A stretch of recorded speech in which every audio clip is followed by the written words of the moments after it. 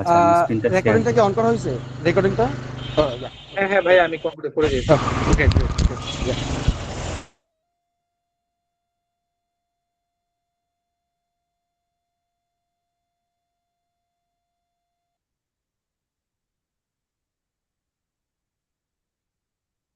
আচ্ছা, আমাদের আজকের মেইন টপিক হচ্ছে, আমাদের প্রেজেন্টেশনের main topic practical guidelines on conference and journal paper publishing. তো ফার্স্টে আমি আমার নিজের সম্পর্কে কিছু ছোট করে বলে রাখি। আমি আহমেদ সাকিব রেজা। আমি এলিট রিসার্চ ল্যাব-এলএলসিতে লিড রিসার্চার হিসেবে কাজ করছি। এছাড়া আমার ইউএসএ তে আমার কিছু ইউনিভার্সিটির ল্যাবে আমার ইন্টার্নশিপ করার সুযোগ হয়েছিল। আমি 2টা Q1 জার্নাল পেপার এই পর্যন্ত কাজ করার সুযোগ হয়েছে, অ্যান্ড 6টা রিসার্চ পেপারে কাজ করার সুযোগ হয়েছে। ওই হিসেবে আমি কিছু গাইডলাইন্স মনে হয় আপনাদের আজকে আমি দিতে পারবো। আচ্ছা, আজকে আমাদের সেশনের একটু ওভারভিউ দেখি। প্রথমে আমরা শুরু করবো অ্যাজ রিসার্চ। আমরা রিসার্চ নিয়ে যখন কথা বলবো, রিসার্চ হচ্ছে গবেষণা। গবেষণা ইজ, আমরা যদি সহজে বলি, সেটা হচ্ছে creating knowledge. Research is creating knowledge, যেখানে হচ্ছে আমরা নলেজ থেকে নলেজ ক্রিয়েট করব। আমাদের যে কোনো টপিকে রিসার্চ করার আগে ওই টপিকটা সম্পর্কে আমাদের একটু আইডিয়া থাকা লাগবে। এই ক্ষেত্রে আমরা ML AI রিসার্চ নিয়ে কথা বলতেছি, যেহেতু মেশিন লার্নিং আর AI এই সম্পর্কে আমাদের একটা বেসিক অথবা ইন্টারমিডিয়েট লেভেল পর্যন্ত একটা আইডিয়া থাকা লাগবে, যেখান থেকে আমরা নতুন নলেজ ক্রিয়েট করব। মানে এক্সিস্টিং নলেজে আমরা নিজেদেরকে এক্সপার্টাইজ করব, দেন ওই স্টেজ থেকে নতুন কিছু আমরা ক্রিয়েট করব। That is research in a very simple way.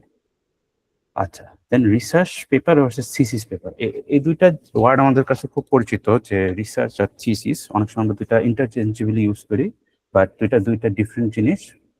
এটা নিয়ে আমরা একটু হালকা পাতলা কথা বলবো। দেন আমরা অ্যানাটমি অফ রিসার্চ পেপার, একটা রিসার্চ পেপার দেখতে কেমন, এটা কিভাবে লেখে, এগুলো নিয়ে আলোচনা করবো। দেন কিছু step by step guideline for your first research paper, যেটা আমার পার্সোনাল কিছু কথা বলবো, পার্সোনাল কিছু গাইডলাইন্স দিব। দেন আমরা কথা বলবো conference paper versus journal paper, এই দুটোর মধ্যে পার্থক্য কি, অ্যান্ড আমরা সাবমিট করি কিভাবে, কোথায় কি না কি, এগুলো ছোটখাটো কথাবার্তা বলার ট্রাই করবো আমার অভিজ্ঞতা থেকে। দেন আমরা হচ্ছে লেটেক্স নিয়ে কথা বলবো। লেটেক্সটা খুবই ইম্পর্টেন্ট একটা জিনিস, যেটা অনেকে আমরা ইগনোর করি। আমরা যারা থিসিস করতে যাই, থিসিস করার অর্ধেকে যা মনে পড়ে যাচ্ছে, আমার তো লেটেক্স শেখা লাগবে, লেটেক্স তো পারি না। ও তখন আর কি খুবই ঝামেলা হয়। লেটেক্সটা খুবই ইম্পর্টেন্ট, খালি থিসিস না, আপনি লেটেক্স দিয়ে আপনার সিভি বানাইতে পারবেন, প্রফেশনাল সিভি। লেটেক্স দিয়ে আপনি আপনার নোটস ক্রিয়েট করতে পারবেন। এটা খুবই একটা সুন্দর টুলস, প্রেজেন্টেশনও ক্রিয়েট করা যায়। তো এগুলো নিয়ে কথা বলবো। আচ্ছা, প্রথমে শুরু করি যে আমরা যারা আন্ডারগ্র্যাডে আছি তাদের জন্য রিসার্চটা কেন দরকার, কেন করবো রিসার্চ। এটার আমরা যারা বাংলাদেশি আছি, আমাদের মেইন উদ্দেশ্যই থাকে হচ্ছে আমাদের একটা হায়ার স্টাডিজ এর জন্য রিসার্চটা করা। এটা খুব কমন একটা জিনিস। আর আমার মনে হয় যারা হায়ার স্টাডিজ করতে চান, তাদের মেইন গোল আন্ডারগ্রেড থেকে হওয়া উচিত যে আমি কিছু রিসার্চ পেপারের অভিজ্ঞতা নিয়েই আমি আমার আন্ডারগ্রেডটা পার করব। এটা হচ্ছে আমার একটা গেটওয়ে খুলে দেয় বাইরের দেশের সাথে, বাইরের দেশের এডুকেশন সিস্টেমের সাথে, বাইরের দেশের ইউনিভার্সিটিগুলোর সাথে। যখন আমরা আমরা ফান্ডিং, একটা ওয়ার্ড আছে ফান্ডিং, শুনলাম প্রায়। ফান্ডিং জিনিসটা কি, পিএইচডি যখন একজন আন্ডারগ্রেড থেকে ডাইরেক্ট পিএইচডিতে অ্যাপ্লাই করা যায় ইউএসএ তে, এবং কিছু কিছু ক্ষেত্রে অস্ট্রেলিয়াতেও করা যায়। তো সেখানে কি করে, ওরা হচ্ছে ফান্ড দেয়। ফান্ড বলতে একটা প্রফেসরের রিসার্চ অ্যাসিস্ট্যান্ট দরকার হয়, অথবা টিচিং অ্যাসিস্ট্যান্ট দরকার হয়। সে কি করে, একজন স্টুডেন্ট হায়ার করে, ওকে ও বেতন দেয় মাসিক মাসিক, এর সাথে সে তাকে তার আন্ডারে একটা পিএইচডি করার সুযোগ দেয়। এটা হচ্ছে ফুল ফান্ডেড এ, যারা হচ্ছে বাইরে পড়ালেখা করতে চায়, পিএইচডি করতে চায়, অথবা এমএসও যায় অনেক ক্ষেত্রে, বাট এমএসটা একটু রেয়ার, পিএইচডিটা কমন। তো ওই জিনিসটা আপনার যদি মানে আপনাদের গোল যদি হয় যে আমি একটা পিএইচডি করব, আমি বাইরে যাব স্টুডেন্ট হিসেবে, ওই জন্য আপনার রিসার্চটা খুবই খুবই খুবই ইম্পর্টেন্ট। এটা আগে হচ্ছে জিআর দিত অনেকে, এখনো দেয়, বাট জিআর এর ওই ইম্পর্টেন্সটা আস্তে আস্তে কমতেছে। কারণ আপনারা যদি একটু দেখেন বাইরের ইউনিভার্সিটি গুলার যে বিশেষ করে ইউএস এর ওরা ওদের ক্রাইটেরিয়া কি, জিআরই অনলি ইউএস এর জন্য পরীক্ষাটা দেয়। তো ওরা প্রত্যেকটা ইউনিভার্সিটি অলমোস্ট উঠায় দিচ্ছে, লাইক ওয়েভ করে দিচ্ছে যে জিআরই স্কোর ছাড়াও আপনি অ্যাপ্লাই করতে পারবেন, গিভেন দ্যাট আপনার অনেক রিসার্চে অনেক প্রুভেন মানে কাজ আছে, আপনি দেখানোর মতো কাজ আছে। Okay, and then it's hard letter, মানে হচ্ছে আপনি যত আন্ডারগ্রেড, যত থার্ড ইয়ার ফোর্থ ইয়ারের দিকে যাবেন, ফার্স্ট ইয়ার থেকে শুরু করে, তো আপনার হাতের সময় তত বেশি কমতে থাকবে। আপনি আপনার চাকরি খোঁজা লাগবে, আপনার আপনার বিভিন্ন রকম কাজে আপনি তখন ইন্টার্নশিপ করা লাগবে, আপনার বিভিন্ন প্যারাতে আপনার এই জিনিসটা পরে আর করা হবে না। তো আপনি যত তাড়াতাড়ি পারেন তত তাড়াতাড়ি হচ্ছে এই জিনিসটা শিখে যদি আপনি অ্যাপ্লাই করতে পারেন, কিছু কাজ করতে পারেন, ওইটা আপনার জন্যই ভালো। আচ্ছা, লার্নিং ইমেল নিয়ে কিছু কথা বলি, যেহেতু আমাদের একটা বেস লাইন লাগবে ফর রিসার্চ। তো প্রথমেই হচ্ছে ম্যাথমেটিক্যাল ফাউন্ডেশনস।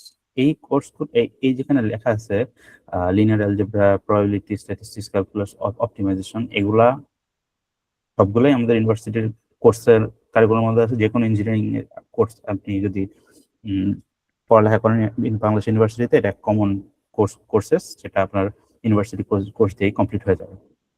আর যদি কেউ পায়, মানে আপনি ধরেন বিজনেস ব্যাকগ্রাউন্ড অথবা অন্য কোনো ব্যাকগ্রাউন্ড থেকে আপনি এমএলএ সুইচ করতে যাচ্ছেন, ইন্টারেস্ট আছে আপনার, ওই ক্ষেত্রেও এটা ইম্পসিবল কিছু না। এখন ইউটিউবের যুগ, অনলাইনের যুগ, আপনার ইউটিউবে অহরহ এইসব কোর্স পাবেন, একটা কোর্স ধরে একটু যে শেষ করে ফেলবেন।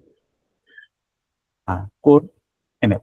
আচ্ছা, এখন এমএল আসলে অনেক বড় একটা জিনিস, বাট একটা নির্দিষ্ট বেসলাইন পর্যন্ত আমাদের আসলে জানা থাকতে হবে টু প্রসিড।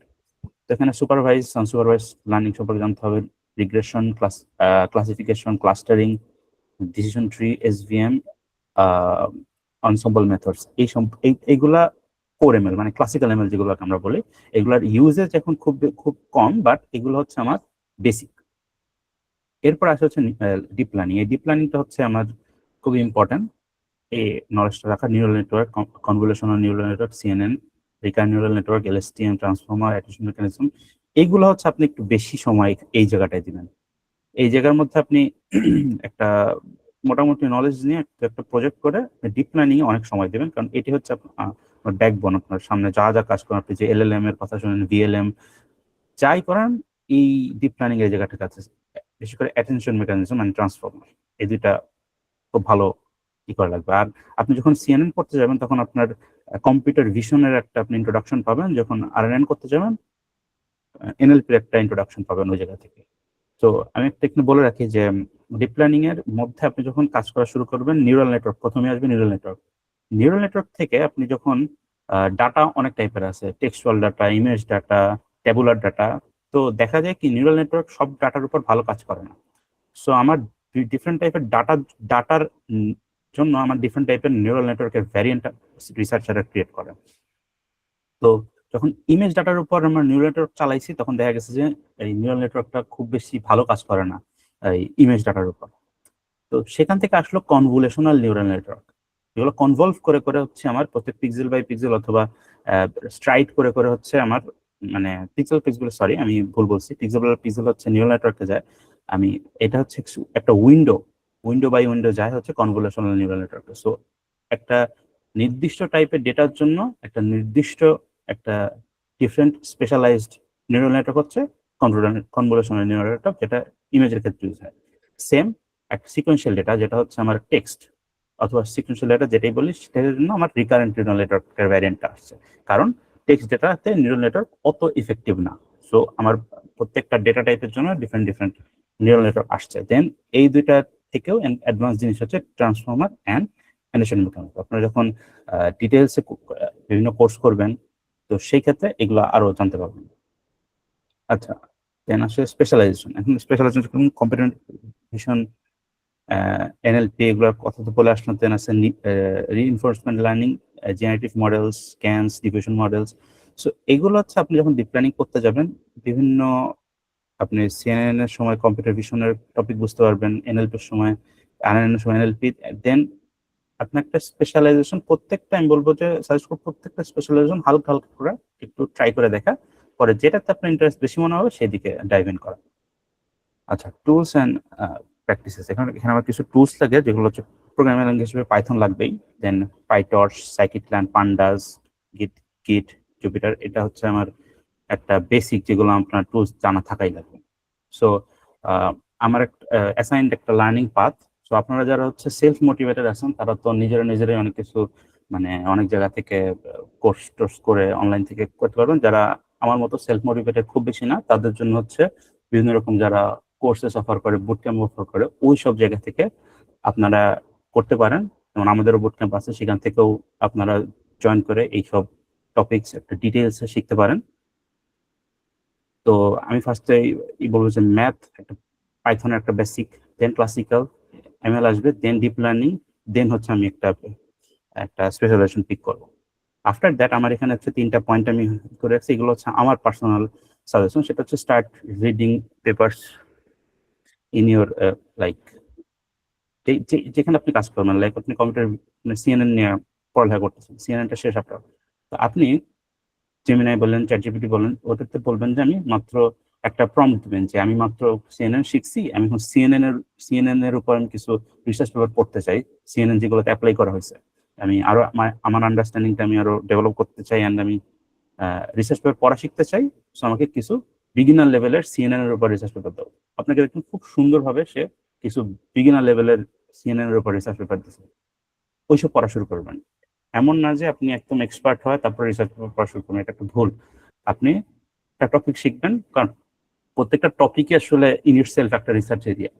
তো ওটা শেখার পর আপনি রিসার্চ পেপার পড়া শুরু করবেন, যেটা আপনার খুবই হেল্প করবে। কারণ রিসার্চ পেপার লেখার আগে আপনাকে অনেক রিসার্চ পেপার পড়ে আসতে হবে, দেন আপনি একটা রিসার্চ পেপার করতে পারবেন। দেন আসে হচ্ছে রিপ্রোডিউস পেপারস রেজাল্ট। হ্যাঁ, এখন এটা একটু একটু ডিফিকাল্ট, বাট এটা আপনি করা যদি ট্রাই করেন তাহলে আপনার আসলে কনসেপ্ট অনেক ক্লিয়ার হবে। যেমন পেপার উইথ কোডস, এটা একটা ওয়েবসাইট আছে যেখানে আপনি দেখবেন যে বিভিন্ন পেপারের মেথোডোলজি ওরা ইমপ্লিমেন্ট করছে, কোড ইমপ্লিমেন্ট করছে। আপনি যদি এই ইমপ্লিমেন্টেশনটা ট্রাই করেন, আপনার যেমন প্রোগ্রামিং নলেজ বাড়বে, এমএল নলেজ বাড়বে, অ্যাট দ্য সেম টাইম আপনার রিসার্চের নলেজও খুব ভালো হবে। দেন আসে turn your simple projects into research papers. আচ্ছা, আমরা আন্ডারগ্রেড করতে যাই অথবা বিভিন্ন জিনিস শেখার সময় আমরা কিন্তু অনেক প্রজেক্ট করি। তো আমার সাজেশন যে এই প্রজেক্টকে এক একটা রিসার্চ পেপারে আপনার কনভার্ট করবেন। সামনে আমরা রিসার্চ পেপারে অ্যানাটমি পড়বো, যে কি কি মানে সেকশন সাবসেকশন থাকে। আপনার প্রজেক্টটাকে আপনি একটা পুরো রিসার্চ পেপারে কনভার্ট করে ফেলবেন। এটা হচ্ছে একটা প্র্যাকটিস আপনার জন্য, যে আমি রিসার্চ পেপার লেখার একটা প্র্যাকটিস করতেছি। আপনার প্রজেক্টও করা হবে, আপনার রিসার্চ পেপার করার একটা প্র্যাকটিসও করা হবে। আচ্ছা, দেন থিসিস ভার্সেস রিসার্চ পেপার, এটা আমি যদি সহজে বলি, থিসিস পেপার, একটা থিসিস পেপার থেকে মাল্টিপল রিসার্চ পেপার হইতে পারে। মানে আপনি থিসিস পেপার হচ্ছে খুব এলাবোরেট একটা জিনিস, যেটা অনেক সময় ধরে করা হয়, আন্ডারগ্রেড অথবা মাস্টার্স যেটাই লাগে। তো একটা থিসিস পেপার থেকে মাল্টিপল রিসার্চ পেপার হইতে পারে। থিসিস পেপার অনেক সেকশন আছে, data set collection, data set processing, হাবিজাবি, অনেক সেকশন আছে। তো একটা থিসিস পেপার থেকে আপনি মাল্টিপল রিসার্চ পেপার ক্রিয়েট করতে পারেন, এক বা একাধিক, একটা হতে পারে, মাল্টিপল হতে পারে। আমাদের দেশে কমনলি হচ্ছে একটা থিসিস পেপার, যেটা আমরা আন্ডারগ্রেডে করি, ওইটাকে হচ্ছে একটা রিসার্চ পেপারে কনভার্ট করি। বাট ইন জেনারেল সেন্স একটা থিসিস পেপার থেকে মাল্টিপল রিসার্চ পেপার হতে পারে, মানে একটা থিসিস পেপারের বিভিন্ন পার্ট থেকে এক একটা রিসার্চ পেপার করতে পারবেন। বাট আমরা ইউজুয়ালি এটা ইন্টারচেঞ্জেবল ইউজ করি। আর থিসিস পেপারটা হচ্ছে পুরোটা একটা একাডেমিক জিনিস, মানে এটা পুরো একাডেমিক একটা জিনিস, যেটা আমরা আমাদের কোর্স, আমাদের মানে যেসব ক্রেডিট আছে কমপ্লিট করার জন্য এই জিনিসটা করা লাগে। বাট রিসার্চ পেপার এটা কোনো একাডেমিক জিনিস না, এটা একটা মানে আপনার একাডেমিক্সের সাথে সম্পর্ক নেই। আপনি যখন আপনার ইউনিভার্সিটির থিসিসের কথা বলবেন, দেন অনলি আপনি হচ্ছে এই থিসিস ওয়ার্ডটা ইউজ করবেন। আর রিসার্চ পেপার হচ্ছে আপনি যখন একটা বাইরে আপনি একটা পেপার কাজ করতেছেন, রিসার্চে কাজ করতেছেন, ওটাকে বলবেন রিসার্চ পেপার। অনলি আমি একাডেমিক্যালি যেটা করি সেটা হচ্ছে থিসিস পেপার, বাইরে যেটা করবো এটা রিসার্চ পেপার। এটা সিম্পলি বললাম, বাট ইয়া। আচ্ছা, দেন অ্যানাটমি অফ রিসার্চ পেপার, এই জায়গায় আসে আমি একটা অ্যাকচুয়াল পেপার থেকে আপনাকে প্রত্যেক সেকশন গুলো দেখাবো। বাট ফার্স্ট আমি ছোট ছোট করে যেগুলা সেকশন থাকে, নট নেসেসারিলি যে এই 8টা সেকশনই থাকবে, যে সেকশন আসলে অনেক থাকতে পারে, বাট কমনলি যেসব থাকেই ওইগুলো হচ্ছে এখানে লেখা হয়েছে, যেগুলো হচ্ছে বেসিক। একটা এটার উপর অনেক কিছু হইতে পারে, বাট এগুলো থাকবে। আচ্ছা, প্রথমে আসে টাইটেল। টাইটেল তো সেলফ এক্সপ্লেনেটরি একটা জিনিস। অ্যাবস্ট্রাক্টকে আপনারা বলতে পারেন মুভি ট্রেলার। একটা মুভি রিলিজ হওয়ার আগে ট্রেলার রিলিজ দেওয়া হয়। ট্রেলারে কি থাকে? ট্রেলারে পুরা এই মুভির একটা গ্লিম্পস থাকে, যেটা উদ্দেশ্যই থাকে যে আমার অডিয়েন্সকে আমি থিয়েটারে আনবো। এটা হচ্ছে মুভি ট্রেলার। মুভি ট্রেলার উদ্দেশ্য কিন্তু এটা থাকে না যে পুরা স্টোরি আমি বলে দিচ্ছি ওই 2 মিনিটের ট্রেলারে, যেটা আমার 2 ঘন্টার মুভি মানুষ মানে মুভির স্টোরি বলে দিবে, এরকম না কিন্তু। 2 মিনিটের ট্রেলারে এমন কিছু এলিমেন্ট থাকে যেটা দেখে অডিয়েন্স ওই 2 ঘন্টার মুভি দেখতে এক্সাইটেড হয়। In the same way research পেপারের ক্ষেত্রে, রিসার্চ পেপার ধরেন আপনার অনেক বড় মানে হইতে পারে, যেমন জার্নালের ক্ষেত্রে 10-15 পেজও হইতে পারে। তো আপনার রিসার্চ অ্যাবস্ট্রাক্টটা ইউজুয়ালি হচ্ছে 250 থেকে 300-র মধ্যে ওয়ার্ড, 300 ওয়ার্ডের মধ্যে থাকে। তো এই 250-300 ওয়ার্ড অথবা আরো কম হইতে পারে। তো এই অল্প ওয়ার্ডের মধ্যে আপনি পুরো রিসার্চ পেপারে একটা গ্লিম্পস দিবেন, যেটা পড়ে একজন রিডার আপনার পেপারটা পড়তে আগ্রহী হবে অ্যান্ড পেপারটা সম্পর্কে একটা মোটামুটি ধারণা পাবে। আচ্ছা, এই পেপারটা কি নিয়ে কাজ করতেছে অ্যান্ড কোন প্রবলেম সলভ করছে। দেন আসে ইন্ট্রোডাকশন। ইন্ট্রোডাকশনের মধ্যে বেসিক্যালি 3টা পার্ট থাকে, একটা হচ্ছে প্রবলেম, একটা হচ্ছে মোটিভেশন, একটা হচ্ছে কন্ট্রিবিউশন। প্রবলেম কি জিনিস? একটা রিসার্চ পেপারে সবসময় মনে রাখবেন, রিসার্চ পেপারের মূল উদ্দেশ্য থাকে একটা এক্সিস্টিং প্রবলেম সলভ করা। তো এই যে আমি প্রবলেমটা নিয়ে কাজ করতেছি, এক্সিস্টিং প্রবলেম, ওই প্রবলেমটা এখানে উপস্থাপন করতে হবে যে প্রবলেমটা কি, এই প্রবলেমটা সলভ করার পিছনে আমার মোটিভেশন কি, মানে এই প্রবলেমটা কি আদৌ সলভ করার দরকার আছে, নাকি আপনি মানে যেই প্রবলেম সলভ করার দরকার নাই ওই প্রবলেমের সলিউশন কিন্তু মানে দরকার নেই মানুষের। তো যেই একটা প্রবলেম, এক্সিস্টিং প্রবলেম আপনাকে দেখাইতে হবে, দেন ওই প্রবলেমটা সে সলভ করার দরকার আছে, যে মোটিভেশনটা, ওই মোটিভেশনটা শো করবেন। দেন আপনি এই পেপারে কি কি নতুন অ্যাড করছেন apart from the current existing literature, মানে আপনি যে প্রবলেমটা নিয়ে কাজ করতেছেন ওই প্রবলেম ঠিক ওই প্রবলেম অথবা ওই রকম অনেক প্রবলেম নিয়ে এক্সিস্টিং অনেক কাজ আছে অনলাইনে, ওখান থেকে আপনার কন্ট্রিবিউশনস গুলা কি অ্যান্ড কতটা ডিফারেন্ট। কারণ আপনি যে কাজ করতেছেন ওই কাজ যদি অন্য কেউ করে আসে, আপনার কাজ কিন্তু ভ্যালিড না। সো আপনাকে এখানে পয়েন্ট বাই পয়েন্ট, বুলেট পয়েন্টে বলে আসতে হবে যে আমার পেপারের কন্ট্রিবিউশন হলো এই। আচ্ছা, দেন হচ্ছে রিলেটেড ওয়ার্ক। রিলেটেড ওয়ার্ককে আরেকভাবে বলা যায় যে এটা হচ্ছে লিটারেচার রিভিউ।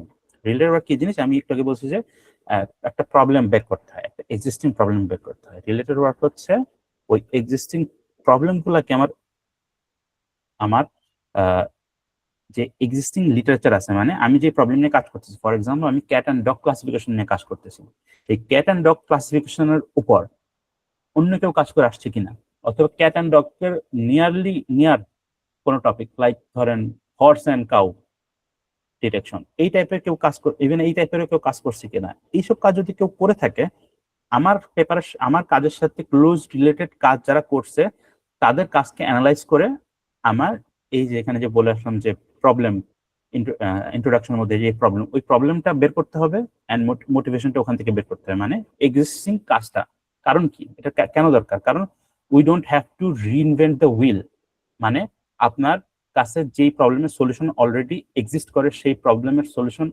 আপনার বের করে কোনো লাভ নাই, এটা মেক শিওর করতে হবে। এই জন্য এক্সিস্টিং কাজ আমাদের আগে পড়তে হয়। একটা পেপার শুরু করার আগে প্রথম স্টেপ হচ্ছে আমি যেই টপিকটা নিয়ে কাজ করতেছি ওই টপিকের উপর অনেক পেপার পড়া। কারণ পেপার না পড়লে আপনি ওই ডোমেইনের একটা আইডিয়া পাবেন না, ওই ডোমেইনে কি কি কাজ হয়েছে, কি কাজ হচ্ছে আইডিয়া পাবেন না, ওই প্রবলেমটা আপনি খুব সুন্দরভাবে ডিফাইন করতে পারবেন না। একটা রিসার্চ পেপার করার প্রথম স্টেপই হচ্ছে রিসার্চ পেপার পড়া, এটা খুবই একটা ইম্পর্টেন্ট স্টেপ। এটা হচ্ছে মেথোডোলজি। মেথোডোলজি আমি যে প্রবলেমটা ডিফাইন করে আসছি ওটা কিভাবে সলভ করতেছি, ওইটার পুরো একটা স্টেপ বাই স্টেপ আমি কিভাবে ডাটা কালেকশন থেকে শুরু করে মডেল বিল্ড আপ অথবা কি কি মেট্রিক্স ইউজ করছি ওই সব নিয়ে এখানে কথা হয়। দেন আছে এক্সপেরিমেন্টস অ্যান্ড রেজাল্টস। এক্সপেরিমেন্টস এখানে আসে হচ্ছে আমি যেসব এক্সপেরিমেন্টের মাধ্যমে আমি যেসব এক্সপেরিমেন্ট চালায় প্রবলেমটা সলভ করছি আমি, অ্যান্ড আমার রেজাল্ট যে অ্যাকচুয়ালি ইমপ্রুভ করছে এক্সিস্টিং কাজের চেয়ে, যে এক্সিস্টিং কাজ, এগেন এক্সিস্টিং কাজ আসতেছে এই রিলেটেড ওয়ার্কের মধ্যে আপনি হচ্ছে এক্সিস্টিং যেসব কাজ হয়েছে ওদের রেজাল্টস পাবেন, ওই রেজাল্টসের সাথে আপনার রেজাল্টগুলো কম্পেয়ার করতে হবে।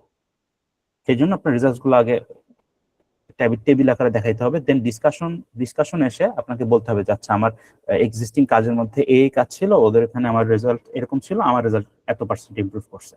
আমি মানে খুব শর্টে বললাম, বাট এই টাইপেরই কথা লেখা হয়। দেন আছে লিমিটেশনস। লিমিটেশনস কখনোই কি বলে, একটা পেপার কখনোই সেলফ সাফিসিয়েন্ট হয় না, একটা পেপার কখনো পারফেক্ট হয় না।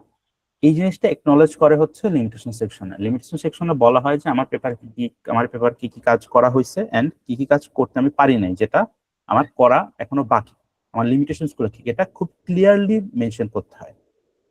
হ্যাঁ, খুব ক্লিয়ারলি মেনশন করতে হয়। কেন মেনশন করতে হয়?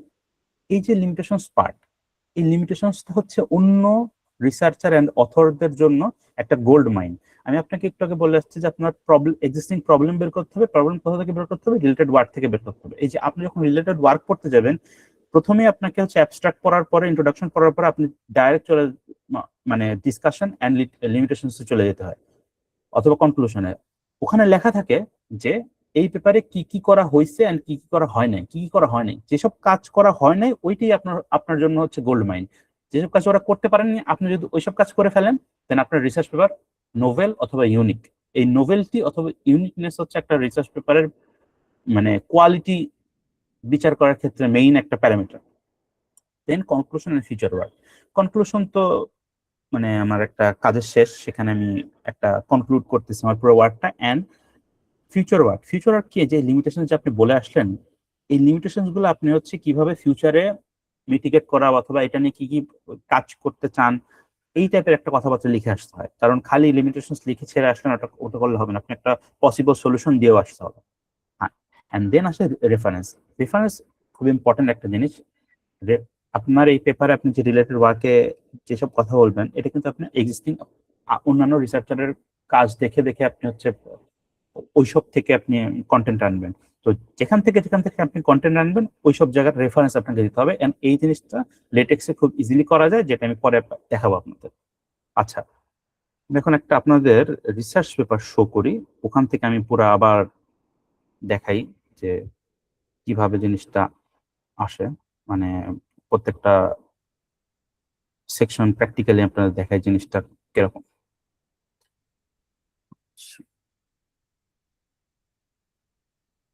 আচ্ছা আচ্ছা, এখানে একটা পেপার আপনারা দেখতে পাচ্ছেন, এক্সপ্লেনেবল ডিপ লার্নিং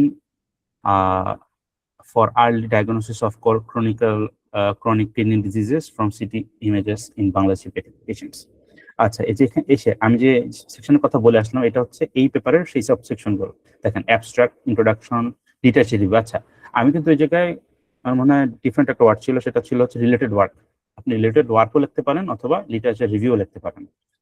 দেন আসে হচ্ছে মেথোডোলজি, দেন আসে হচ্ছে ইভালুয়েশন মেট্রিক্স। আচ্ছা, এই মেথোডোলজির মধ্যে অনেক সময় ইভালুয়েশন মেট্রিক্স দিতে পারেন, অথবা নেটের বাইরেও দিতে পারেন। ইভালুয়েশন মেট্রিক্স কি, মেট্রিক্স মানে কি, এটা আমি আচ্ছা পরে দেখাচ্ছি, এটা আগে গো থ্রু করি। Then results and discussion, clinical applicability. আচ্ছা, আমি একটু আগে যে বলছি যে এটা কিন্তু কোনো বাধা ধরা নিয়ম নাই যে আপনার ওই 8টা অথবা 7টা সেকশনে দিতে হবে।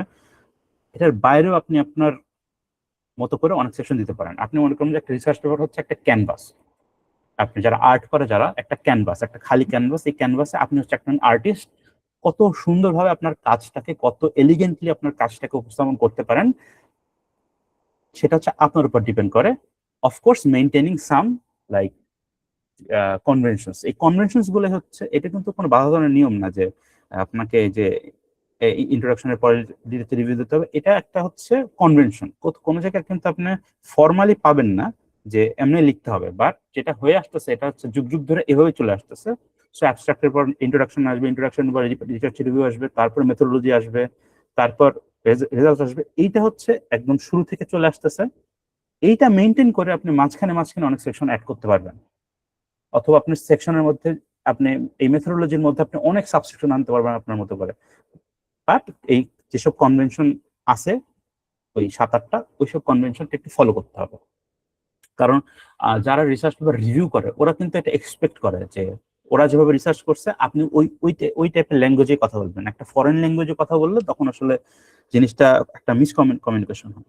ওকে, দেন আসে যে লিমিটেশন সেকশনে যেটা আছে, লিমিটেশনস আছে, ফিউচার ওয়ার্ক আছে, তারপর আসে কনক্লুশন, দেন ডেটা অ্যাভেলেবিলিটি। আচ্ছা, এখানে একটা একটা সেকশন আছে, দেন এখানে দেখেন পুরা পুরা আমার পেপারের একটা, এটা কিন্তু অনেক বড় একটা পেপার, মোটামুটি 10-15 পেজের একটা পেপার। পুরা পেপারের একটা ওভারভিউ হচ্ছে এখানে দেওয়া। একটা রিসার্চ পেপার পড়ার শুরুর আগে একজন রিডার এই জিনিস আগে পড়বে, পড়ে সে যদি ইন্টারেস্ট ফিল করে তখন হচ্ছে আপনাকে আপনার আপনার পেপার তখন সে পড়বে।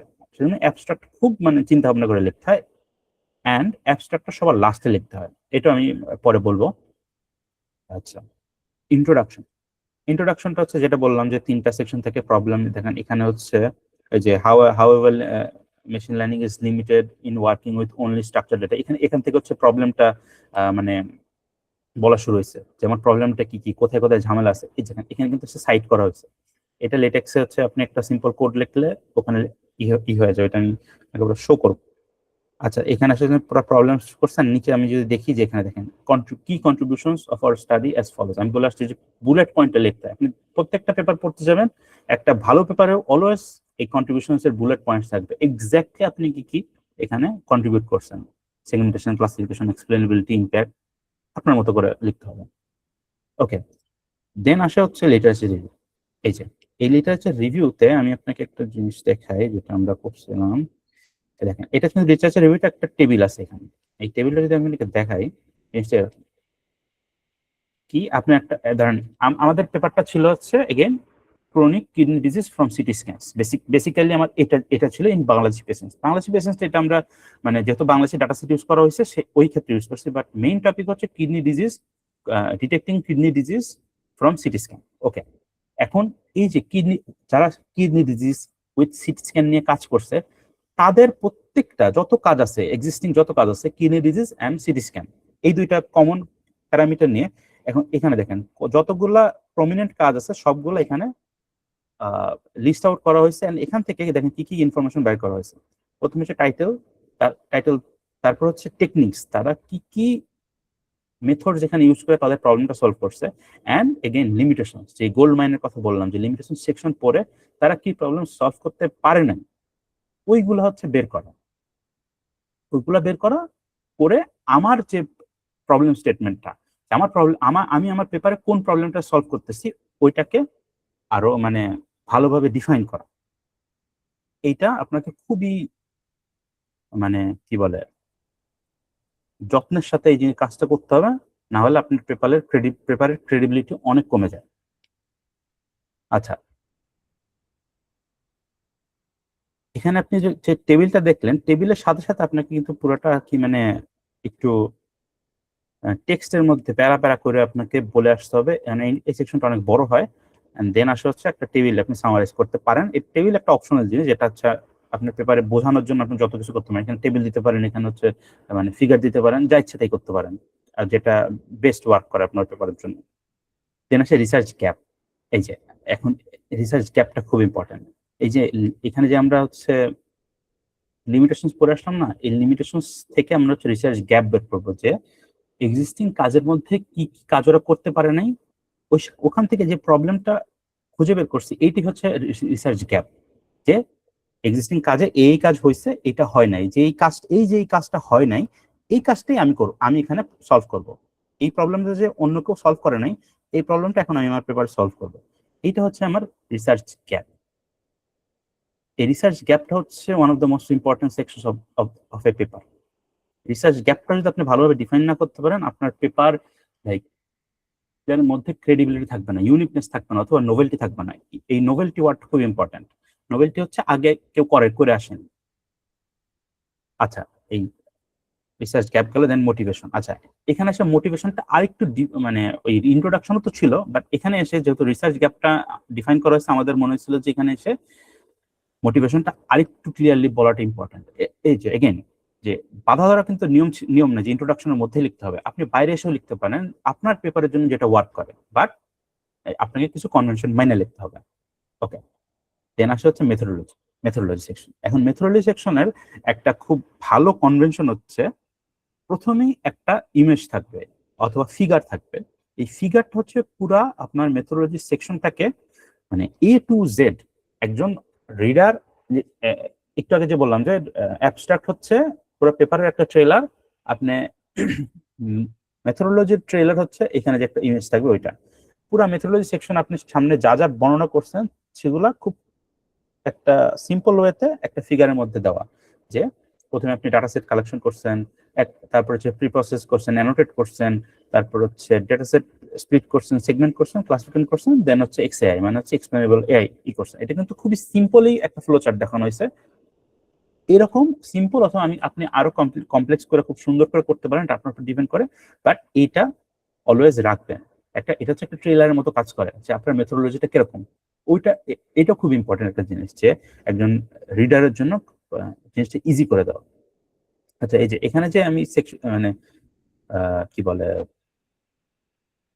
এই হেডলাইন গুলো দিয়ে আসছে এক একটা সেকশন, ওগুলোই কিন্তু আসলে এখানে এসে ডিফাইন করা হয়েছে যে কি কি কাজ করলাম।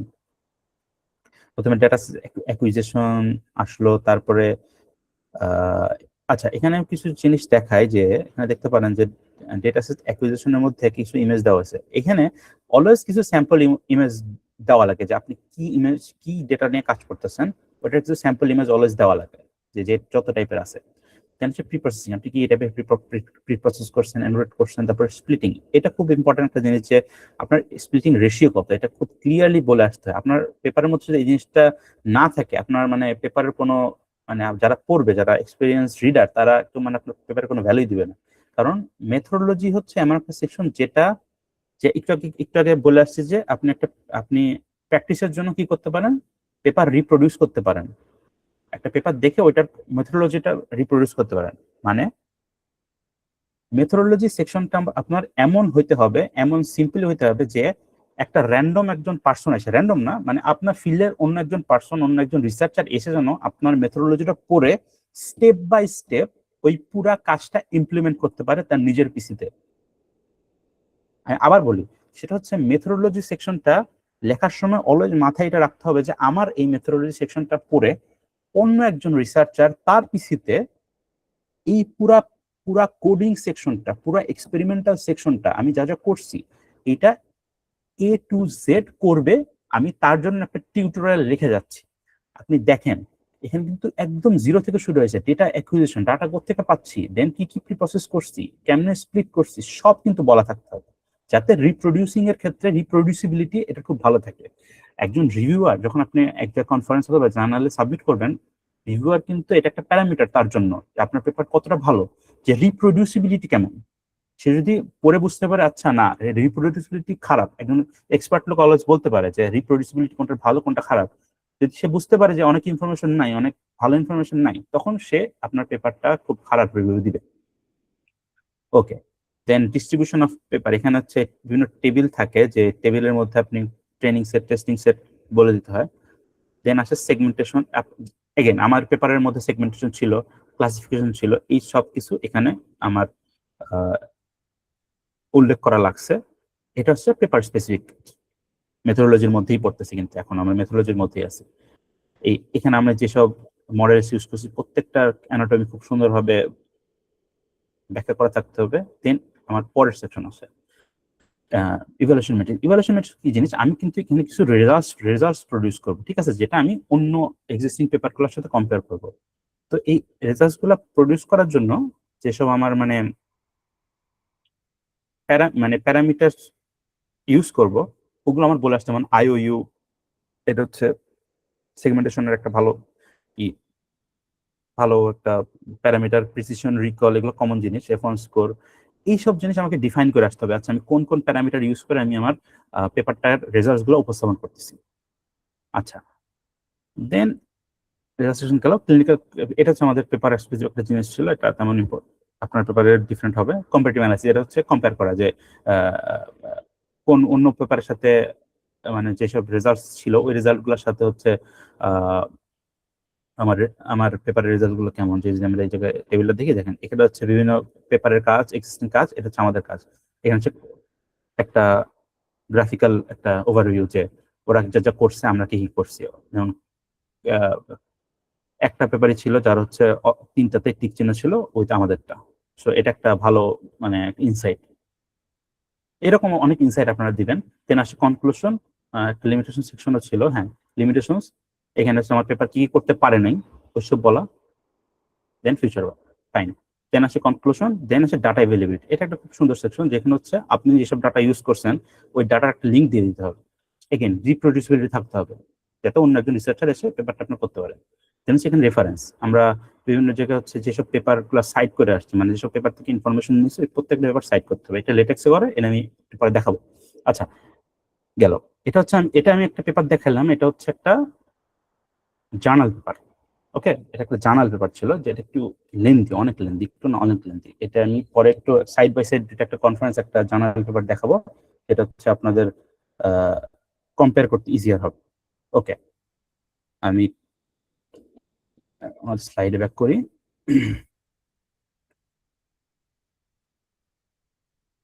আচ্ছা, তো এখানে তো ছিল প্রত্যেকটা সেকশনে আসলে আমি এখানে কিছু ছোট মানে কথাবার্তা বলে আসছি, এটা মুখে আমি বলছি, সো এটা রিপিট করার দরকার নেই। আচ্ছা, একটা আপনি আপনার পেপারের কাজগুলো কিভাবে শুরু করতে পারেন, প্রথমেই প্রবলেমটা আপনি ফাইন্ড আউট করবেন, যেটা আমি বলছি যে 20-30টা পেপার পড়ে আপনি একটা নিশ এরিয়া খুঁজতে হবে যেখান থেকে আপনার রিসার্চ গ্যাপ বের করবেন, যেটা আমি বারবার বলে আসছি। দেন আসলে একটা মেন্টর অথবা অ্যাডভাইজার, এটা খুব ইম্পর্টেন্ট। হ্যাঁ, একটা মেন্টর অ্যাডভাইজার রাখতে হয়, কারণ যাদের এক্সপিরিয়েন্স আছে একটা পেপার লেখার, পেপার পাবলিশ করা, তারা হচ্ছে আপনার এক্সপিরিয়েন্স থেকে, আপনি তো প্র্যাকটিক্যাল কাজটা করবেন, তারা কিন্তু প্র্যাকটিক্যাল কাজটা করবে না, তারা হচ্ছে সুপারভাইজ করবে, মানে তাদের এক্সপিরিয়েন্স থেকে আপনাকে বিভিন্ন অ্যাডভাইস দিয়ে সাহায্য করবে। এটা খুব ইম্পর্টেন্ট একজন মেন্টর রাখা। এই মেন্টর আসলে যে প্রফেসর হতে হবে, আপনার টিচার হতে হবে নট নেসেসারি, আপনার একজন সিনিয়র বড় ভাই হতে পারে, যেমন আপনারা বিভিন্ন অ্যাডভাইসের জন্য আপনার বড় ভাইদের কাছে যান ইউনিভার্সিটির, এরকম কোনো বড় ভাই বের করবেন যে হচ্ছে তার রিসার্চ পেপার করার অভিজ্ঞতা আছে, তার কাছ থেকে হচ্ছে আপনার এসব মানে একটু অ্যাডভাইস না ট্রাই করবেন। তাকে ফর্মালি অ্যাপ্রোচ করবেন যে ভাই আমি হচ্ছে একটা পেপার করার ট্রাই করতেছি, আমি আপনাকে একটু পেপারে, আপনি হচ্ছে আমাকে একটু গাইড করবেন, আপনাকে আমি হচ্ছে পেপারের অথরশিপ দিব, আপনার অ্যাজ এ সুপারভাইজার আপনার অথরশিপ পাবেন। এভাবে বলতে হয়, কারণ অথরশিপ না দিলে কেউ কখনো হচ্ছে ওই কাজটা করে না, মানে মানে কাজে উৎসাহ বোধ করে না।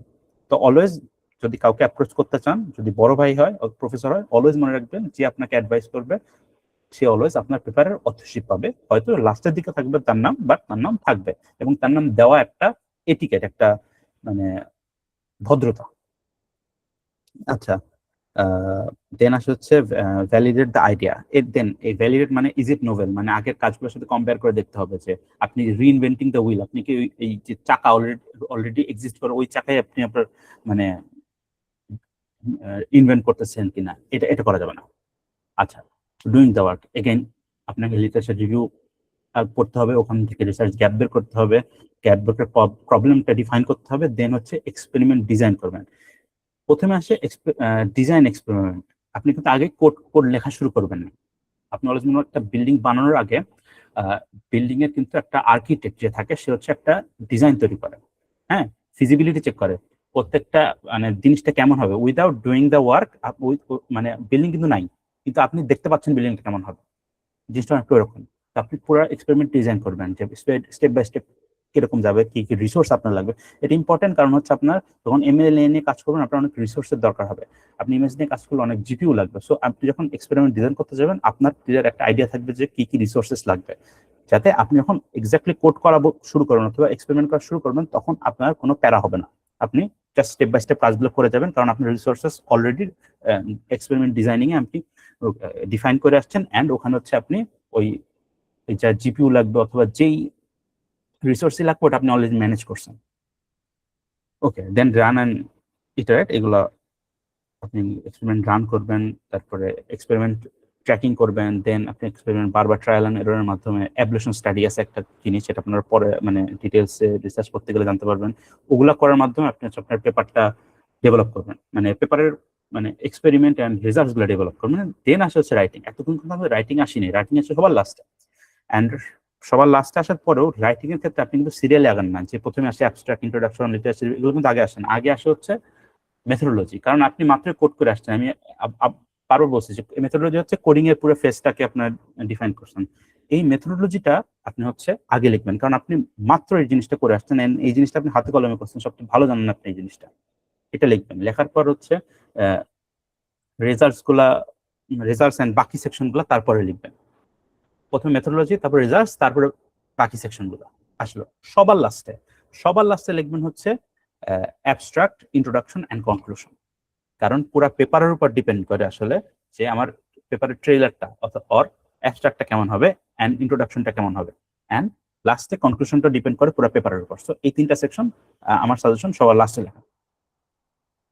আচ্ছা, এখানে আসলে হচ্ছে আমাদের যে কনফারেন্স জার্নাল কোনটা কি, এটার একটা আমরা এখন পেপার আমার রেডি আছে একটা, এতক্ষণ আসলে পেপার কিভাবে লেখে এটা নিয়ে কথা বললাম। পেপার আমার রেডি, এখন আমি পেপার কোথায় সাবমিট করবো? আপনার সামনে 2টা অপশন আছে, একটা হচ্ছে জার্নাল, একটা হচ্ছে conference.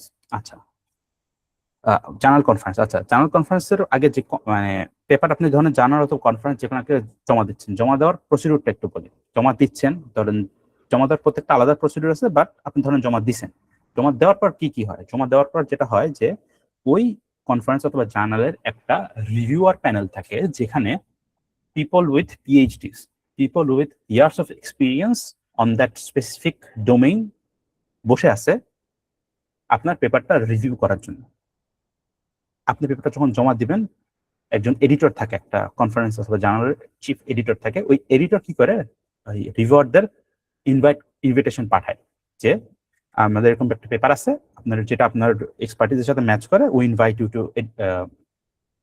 Review the paper. So সে তখন এসে যখন এগ্রি করে, সবসময় সব রিভিউয়ার অ্যাভেলেবেল থাকে না, মাল্টিপল রিভিউয়ারের কাছে পাঠায়। তো যারা এগ্রি করে অথবা অ্যাভেলেবেল থাকে তাদের কাছে পেপারটা তখন পাঠানো হয়। তারা হচ্ছে তখন যেটা করে, এটা বিভিন্ন টাইমলাইন থাকে, একটা নির্দিষ্ট সময় তারা নেয়, নিয়ে হচ্ছে তারা পুরো পেপারটাকে এ টু জেড তারা অ্যানালাইজ করে, পরে পরে রিভিউ লেখে তারা হচ্ছে এই এডিটরের কাছে পাঠায়। এডিটর আপনাকে তখন পাঠায়। অ্যান্ড মনে রাখবেন, এই পুরা পুরা পুরা কি বলে, পুরা রিভিউইং প্রসেস, আপনি যে পেপারটা জমা দিচ্ছেন, এডিটর আপনার নাম জানে, মনে রাখেন, এডিটর আপনার নাম জানে হয়তো, বাট রিভিউয়ার কখন আপনার নাম, আপনার পরিচয় অথবা ওই যারা কারা লেখছে, কোথেকে আসছে পেপারটা, এটা জানবে না। এগেইন যে রিভিউ করছে, ওই রিভিউয়ারের নাম পরিচয় কিন্তু আপনি জানবেন না। ইভেন আপনার যে এডিটর অ্যাসাইন করেছে, এডিটর আসলে অনেকে থাকে, ওই এডিটরের অ্যাসাইন থাকে না। অলওয়েজ এভাবে বলা থাকে reviewer 1, reviewer 2, reviewer 3, editor 1, editor 2। কখনো তারা একে অপরের কাছে নামটা মানে কি করে না, ফাঁস করে না। এক্স্যাক্টলি লাইক আমরা যখন এসএসসি এইচএসসি পরীক্ষা দিচ্ছি, আপনাদের কিন্তু মনে থাকবে যে ওই পার্টটা ছিঁড়ে নেয়, যে রোল টোল রেজিস্ট্রেশন নাম্বার যেখানে থাকে ওটা কিন্তু রেখে দেয়, একটা কোডের মাধ্যমে হচ্ছে আপনার পরিচয় থাকে। সো এরকম একটা বিষয়, যাতে কোনো বায়াস ক্রিয়েট না হয়, কেউ কারোর উপর কোনো বায়াস না হয়ে যায়, ওই জন্য পুরো জিনিসটা অ্যানোনিমাস থাকে। আচ্ছা, দেন হচ্ছে ডোন্ট ফিয়ার রিজেকশন। আসলে রিজেকশন একটা পার্ট অফ দ্য প্রসেস। আপনাকে রিজেকশনকে মাথায় রেখে, একটা পেপার সবসময় যে ফার্স্ট চান্সই হবে নেসেসারিলি মিন দ্যাট। তো আপনাকে বারবার ট্রাই করতে হবে। বারবার একটা চেয়ে গেছেন, রিজেকশন চান। ও মজার একটা বিষয় হচ্ছে, রিজেকশন যখন আসে, রিজেকশন কিন্তু ওই রিভিউ সহ আসে। মানে কি কি কারণে আপনার পেপার রিজেক্ট করা হয়েছে এটা কিন্তু বলা থাকে। এটা একটা খুব ভালো জিনিস। সো তখন হচ্ছে আপনাকে ওই রিজেকশনের যেসব মানে কমেন্টস করছে, রিভিউ দিছে, ওগুলা দেখে দেখে হচ্ছে আপনি সলভ করে আসতে পারেন। আপনার যেসব দুর্বলতা ছিল, ওই সব দুর্বলতা আপনি মিটিগেট করে আরেক জায়গায় জমা দেন, অথবা ওখানেও অনেক সময় জমা দেওয়া যায় আবার। ওকে, কেনা হচ্ছে জার্নাল। আচ্ছা, এখন হচ্ছে স্পেসিফিক কথাবার্তা বলবো। জার্নাল কি জিনিস? সেম কিছু কমন কথাবার্তা বলে আসছি, এখন হচ্ছে জার্নাল। জার্নালটা হচ্ছে একটু আগে আমি যে পেপারটা দেখছি, ওইটা একটা journal paper. Journal paper usually অনেক বড় হয়। হ্যাঁ, আমি একটা দুইটা পেপার আমি আপনি দেখাবো। জার্নাল পেপারটা ইউজুয়ালি অনেক পেজ হইতে পারে, লাইক ফর এক্সাম্পল 15 থেকে 30-40 পেজ পর্যন্ত হইতে পারে। এটা কোনো লিমিট সবসময় জার্নালে ইউজুয়ালি থাকে না। হ্যাঁ, দেন হচ্ছে হুম এটি সবচেয়ে বড় একটা ডিফারেন্সিয়েটর। আর আরেকটা ডিফারেন্সিয়েটর আছে, সেটা হচ্ছে একটা রিভিউইং টাইমের ক্ষেত্রে। আমি যে একটু আগে বলে আসছি, একটা টাইম নেয় রিভিউয়াররা। সো অ্যান্ড আপনার সাবমিশনের একটা ডিফারেন্স আছে সাবমিশন ডেটের ক্ষেত্রে। কনফারেন্স যে জিনিসটা হয়, কনফারেন্স হচ্ছে একটা অনুষ্ঠানের মতো। হ্যাঁ, অনুষ্ঠানটা কি একটা একটা হচ্ছে ইভেন্টের মতো। ওই ইভেন্ট হওয়ার ধরেন আমি আপনাকে দেখাই, এটা একটা আমি আপনাকে এক্সাম্পল দিই। This year 2026.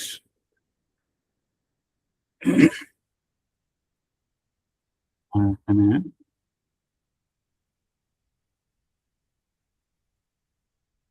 আচ্ছা, আপনি স্ক্রিনে একটা একটা পেজ দেখতে পাচ্ছেন, এটা হচ্ছে আইসিসিএ 2026। আইসিসি হচ্ছে বাংলাদেশে একটা কনফারেন্স হয়, এআইবি এটা হচ্ছে হোস্ট করে। এটা হচ্ছে এসিএম এর একটা কনফারেন্স। হ্যাঁ, সো এই কনফারেন্সটা দেখেন এখানে একটা ডেট দেওয়া আছে। হ্যাঁ, 15 অক্টোবর হবে। এটা কিন্তু ফিজিক্যালি একটা অনুষ্ঠান হয়। দেখেন এই জায়গায় ছবি দেখতে পাচ্ছেন, এগুলো কিন্তু এক একটা ইভেন্ট। হ্যাঁ, ইভেন্টের মধ্যে স্পিকার আসে, একটা অনুষ্ঠানের মতো, বেসিক একটা অনুষ্ঠানের মতো আপনি চিন্তা করেন। অ্যান্ড ওই জায়গায় রিসার্চাররা যে পেপার পাবলিশ করে। এখন দেখেন এখানে টাইমার দেওয়া আছে, প্রত্যেকটাতেই থাকে ইউজুয়ালি, যে এই আমার যেখানে মানে ইভেন্টটা হবে তার তার কয়দিন আছে। তো যেটা হয় যে ধরেন অক্টোবর 15 তারিখ ইভেন্টটা হবে। সো ওরা যেটা করে যে প্রায় দশ 10 মাস আগে, 8-10 মাস আগে পেপার কল করে যে আচ্ছা আমরা এরকম একটা কনফারেন্স মানে আমরা আয়োজন করতেছি, আপনারা যারা রিসার্চার আছে তারা হচ্ছে আমাদের পেপার দেন। ওই একটা টাইম লাইন থাকে যে ধরেন ডেডলাইন হচ্ছে অক্টোবর, সরি ডেডলাইন অক্টোবর তো আমার মেইন ইভেন্ট হবে, ডেডলাইন হচ্ছে আমার এপ্রিলের মধ্যে আপনাকে পেপার পুরা মানে কাজ টাজ করে আপনাকে হচ্ছে জমা দিতে হয় পেপারটা ওই আইসিসি এর কাছে, মানে এই যারা হোস্ট আছে তাদের কাছে জমা দিতে হয়। দেন ওই এপ্রিল থেকে ধরেন April, May, June, July, August, August, September, October, এই আগস্ট সেপ্টেম্বর পর্যন্ত তারা হচ্ছে রিভিউ করবে, যে রিভিউয়াররা রিভিউ করবে, পেপার রিভিউ করে ওরা রিভিউ রিলিজ করবে। দেন অ্যাকসেপ্টেন্স অথবা রিজেকশন আসবে আপনার কাছে। যারা অ্যাকসেপ্টেড হবে তারা হচ্ছে এই মেইন ইভেন্টে যায় পেপারটা মানে মানে অডিয়েন্সের সামনে প্রেজেন্ট করবে। একটা বড় প্রেজেন্টেশন হয় ইন ফ্রন্ট অফ মানে in front of like audiences. আপনাকে সামনে যায়, সবার সামনে যায় প্রেজেন্ট করতে। অ্যান্ড ওই ইভেন্টেও লাইক আপনি যে মানে পেপারটা প্রেজেন্ট করবেন মানে অডিয়েন্সের সামনে, ওই অডিয়েন্সের মধ্যেও থাকে মানে রিভিউয়ার থাকে। আপনাকে যারা হচ্ছে একদম অন দ্য স্পট আপনার কাছে কোয়েশ্চেন করবে, আপনাকে মানে আপনাকে ওই বলবে, বিভিন্ন রেকমেন্ডেশন দিবে, রিভিউ দিবে, সাজেশন দিবে, ভালো খারাপ দুটোই বলতে পারে কিন্তু, এরকম আছে। আচ্ছা, এটা হচ্ছে একটা কনফারেন্স। আপনি কনফারেন্সে হচ্ছে এই সাবমিশন রিভিউ প্রসেসের জন্য একটা নির্দিষ্ট বাধা ধরা টাইম আছে। প্রত্যেকটা ক্ষেত্রে কিন্তু টাইম থাকে যে ইম্পর্টেন্ট, এই দেখেন এখানে এসে দেখায় যে ইম্পর্টেন্ট ডেটস, এখানে দেখেন কি আছে, এখানে থাকে। এই দেখেন কল ফর পেপারস ওপেন, কারণ ওরা পেপার কল করছে হচ্ছে গত বছর অক্টোবরে, ওদের কিন্তু এই বছর অক্টোবরে অনুষ্ঠান হবে, বাট ওরা কল করছে 1 বছর আগে। দেন পেপার সাবমিশন ডেডলাইন ছিল হচ্ছে জুন, প্রথমে ছিল মে থেকে বাড়ায় ওরা জুনে আনছে। দেন দেখেন অ্যাকসেপ্টেন্স অফ পেপার অথরস নোটিফিকেশন আগস্টের 5 তারিখ। এই যে ধরেন গতকালকে মনে হয় দিছে, গতকালকে হচ্ছে ওরা ওদের পেপার হচ্ছে ওরা যারা হচ্ছে অ্যাকসেপ্টেন্স রিজেকশন আসছে ওই নোটিফিকেশন গুলো অথররা পাইছে। দেন আসে camera ready submission. Camera submission মানে ছোট ছোট কিছু রিভিউ দেয়, মানে অ্যাকসেপ্টেন্সের পরেও ছোট ছোট কিছু রিভিউ থাকে। ওই রিভিউ গুলো হচ্ছে আবার কি বলে আবার ঠিকঠাক করে এই আগস্টের 20 তারিখের মধ্যে একটা সুন্দর পেপার জমা দিতে হবে, ক্লিন একটা পেপার জমা দিতে হবে। দেন হচ্ছে আমার যে ইভেন্টটা থাকে ইভেন্টের জন্য এই রেজিস্টার করতে হয়। এখানে আছে রেজিস্ট্রেশন। এই রেজিস্ট্রেশনটা হচ্ছে এখানে আপনার এসে টাকা দিতে হয়, একটা ফি আছে। বাংলাদেশের পেপার আছে, বাংলাদেশের ফিটা একটু কম আমার মনে হয়, আমার ঠিক খেয়াল নেই। স্টুডেন্টদের জন্য মনে একটা ডিসকাউন্ট থাকে, বাট ইউজুয়ালি 2000-2500 এরকম পার পেপার মেবি থাকতে পারে, অথবা বেশিও থাকতে পারে। আমি আসলে মনে নেই আমার, এটা আপনি একটু খোঁজ নেবেন যে এই রেজিস্ট্রেশন ফিটা কত। এখানে আসলে হচ্ছে একটা কস্টিং এর ব্যাপার চলে আসে কনফারেন্সের ক্ষেত্রে। এই জিনিসটা জানালেও আছে, জানালেটা বলতেছি আমি। এখানে এসে হচ্ছে আপনাকে একটা রেজিস্ট্রেশন ফি দিতে হবে। এই ফি দিয়ে তারপর হচ্ছে আপনি ওখানে অংশগ্রহণ করতে পারেন। এই ফিটা যদি না দেন আপনার পেপার কিন্তু মানে পাবলিশ হবে না, অ্যান্ড আপনার পেপার কিন্তু এই প্রেজেন্ট হবে না। এখানে কিন্তু একটা ফর্মাল একটা ইভেন্ট হয়। হ্যাঁ, ইভেন্টের মধ্যে আপনাকে খাওয়া দাওয়া আছে, জায়গায় অনেক কিছু আছে আর কি। তো সব মিলে আর কি এটা একটা রেজিস্ট্রেশন ফি রাখে ওরা। রেজিস্ট্রেশন ফিটা বাংলাদেশের ক্ষেত্রে আপনি ধরেন কমের মধ্যে পাইতে পারেন, আন্ডার 10K মেবি। আপনার একটু খোঁজ নেবেন, আমি আন্দাজে বলতেছি। আর বাইরে হচ্ছে জিনিসটা মানে খুবই খুবই কষ্ট, মানে এটা $1000 পর্যন্ত হতে পারে, $1000 বা তার চেয়ে বেশি, অথবা $500-700 এটা কমন। মানে মোটামুটি কনফারেন্স গুলোতে $500-700 আপনাকে দিতে হয়। ভালো ভালো যত যত ভালো হবে তত বেশি। আর বাইরের কোনো কনফারেন্স আপনার অ্যাকসেপ্টেন্স আসলে আপনাকে কিন্তু ট্রাভেল করতে হবে, মানে উইথ ইউর ওন এক্সপেন্স। হ্যাঁ, ওইটাও একটা বিষয় আছে। হ্যাঁ, আচ্ছা, এটা গেল আর কনফারেন্স ডেট তো 15-16 তারিখ। হ্যাঁ, এখন আসি হচ্ছে আমি জার্নালের ক্ষেত্রে এখন সুইচ করি জিনিসটা।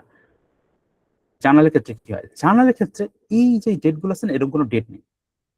জার্নালে আপনি এট এনি টাইম ইয়ার আপনি পেপার জমা দিতে পারবেন। অ্যান্ড এটার পেপারের যে এই অ্যাকসেপ্টেন্সের যে একটা নোটিফিকেশন যে এই আগস্টের 5 তারিখে আসবে কিন্তু ওরা কিন্তু ওই ডেটেই পাঠাইছে কনফারেন্সের তারিখে আপনি পাবেন। কিন্তু আপনি ইসের ক্ষেত্রে জার্নালের ক্ষেত্রে এরকম কোনো ফিক্সড ডেট নাই। আপনি ধরেন অক্টোবরে জমা দিচ্ছেন, এই পেপারের আপনার রিভিউ আসতে আসতে আপ টু 1 ইয়ার লেগে যেতে পারে। ফার্স্ট রিভিউ টিভিউ আসতে আস্তে আস্তে আস্তে আস্তে ইউজুয়ালি যেগুলো ভালো এবং হচ্ছে এক্সপেন্সিভ জার্নাল, যেগুলোর মধ্যে রেজিস্ট্রেশন ফিটা একটু বেশি, ওইসব জার্নালে আমার টাইমটা একটু কম লাগে।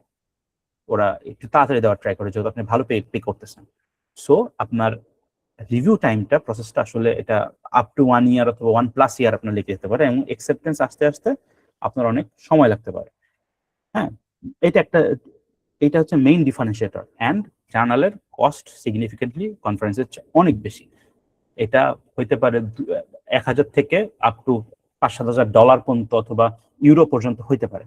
আমি আপনাকে একটা লাইভে একটা দেখাই, যে পেপারটা আমরা মাত্র পড়লাম, অথবা হ্যাঁ ওই পেপারটাই দেখাই। ওকে, আপনি যে পেপারটা মাত্র পড়লাম ওইখানেই ছিল। আমি যদি পেজটা ফেরত যাই,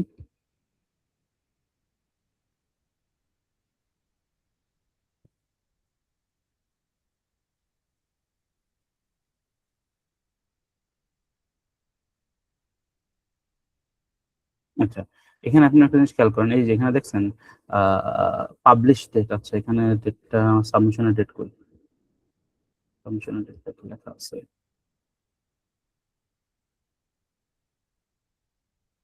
এই যে দেখেন রিসিভড, মানে আমরা এই পেপারটা জমা দিয়েছিলাম হচ্ছে 6 মে 2025-এ। এই পেপারটা মানে যে বিভিন্ন ধরেন ওরা হচ্ছে রিভিউ পাঠায়, আমরা রিভিউ ঠিক করে আবার পাঠাই, আবার আবার ঠিক করি আবার পাঠাই, এরকম কয়েকবার ব্যাক এন্ড ফোর্থ 1-2 বার হয়। হওয়ার পরে মেইন অ্যাকসেপ্টেন্সটা ফেব্রুয়ারিতে আসে। দেখেন কত দেরি, মানে এটা কিন্তু প্রায় 10 মাসের মতো, নাকি 8-10 মাসের মতো লেগে গেছে আমাদের। May, June, July, August, September, October, November, December, January, February, হ্যাঁ 10 মাস পর্যন্ত লেগে গেছে। দেন পাবলিশ হয়েছে, দেখেন এই অ্যাকসেপ্টেন্স থেকে পাবলিশ মানে অনলাইনে আসতে হচ্ছে 15 তারিখ, 15 মার্চ। দেখেন আমার সাবমিট দিছি 6 তারিখ 2025-এ, অ্যাকসেপ্টেন্স হয়েছে 10 মাস পরে, আবার এই পাবলিশ হয়েছে আরো 1 মাস পরে। চিন্তা করেন এই এই যেখানে এই যে জার্নালটা, এটা কিন্তু খুব এক্সপেন্সিভ একটা জার্নাল। এখানে প্রায় আহ, আহ, প্রায় হচ্ছে, আমি এক্স্যাক্টলি বলি, এপিসি অফ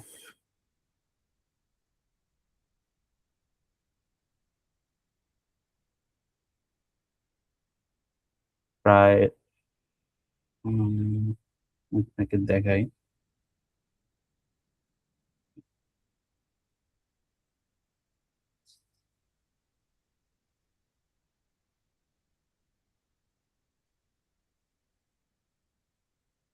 দেখেন এখানে একটা জিনিস লিখছি এপিসি। হ্যাঁ, এপিসি হচ্ছে আর্টিকেল প্রসেসিং কস্ট।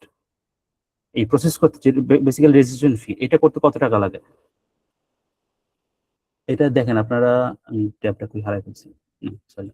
আচ্ছা এখানে দেখেন, এখানে কত, প্রায় এটা যেহেতু ইউকের একটা journal, APC article processing charge হচ্ছে 2290 ইউরো থেকে 2490 ইউরো।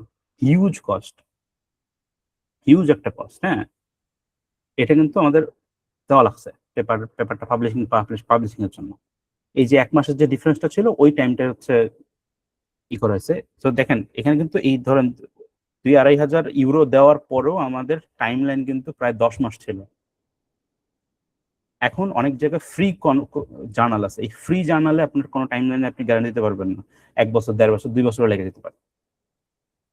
এখানে আসা হচ্ছে আমার মেইন ডিফারেন্সিয়েটিং এফেক্ট, যে আমি অ্যাজ এ স্টুডেন্ট আমি একটা পেপার করছি, আমার থিসিস পেপারটা করছি, আমি কই জমা দিব। আপনি আপনার প্রথম টার্গেট হবে হচ্ছে যে আপনি যদি এটা প্রথম কাজ হয়, প্রথম কাজ আপনি হচ্ছে বাংলাদেশের লোকাল কোনো কনফারেন্সে জমা দিবেন। এটা হচ্ছে ইউজুয়ালি করাটা খুব আইডিয়াল একটা, এবং আমারও সাজেশন, আমি নিজেও এই কাজটা করছি। আমি যে আইসিসি এ দেখালাম, আইসিসি তে আমার প্রথম পেপার আইসিসি তে পাবলিশ হয় 2024 সালের আইসিসি তে, এটা 26 সালেরটা হবে। 2024 সালের আইসিসি তে হচ্ছে আমার 3টা পেপার গেছিল। মানে আমরা 3 ফ্রেন্ড ছিলাম, আমরা 3 ফ্রেন্ডের মানে প্রত্যেকটা পেপারে আমরা হচ্ছে এক একজন ফার্স্ট অথার, বাকিজন কো অথার। তো প্রথমে হচ্ছে আপনি দেশি কনফারেন্স, টার্গেট করবেন, কারণ দেশি কনফারেন্সে আপনি আন্ডার 10K, আপনার 10K বলতে আপনি ধরেন 10,000 টাকা যদি লাগে, আপনার অথর আপনি ধরেন আপনার পেপার পড়ছেন, আপনার থিসিস মেম্বার ছিলেন 5 জন, আরো 4-5 জন আপনারা নিয়ে আসবেন। ওর আপনারা যদি ফাইন্যান্সিয়ালি পার পার্সন 2,000 টাকা দিলেও কিন্তু 10,000 হয়ে যায়।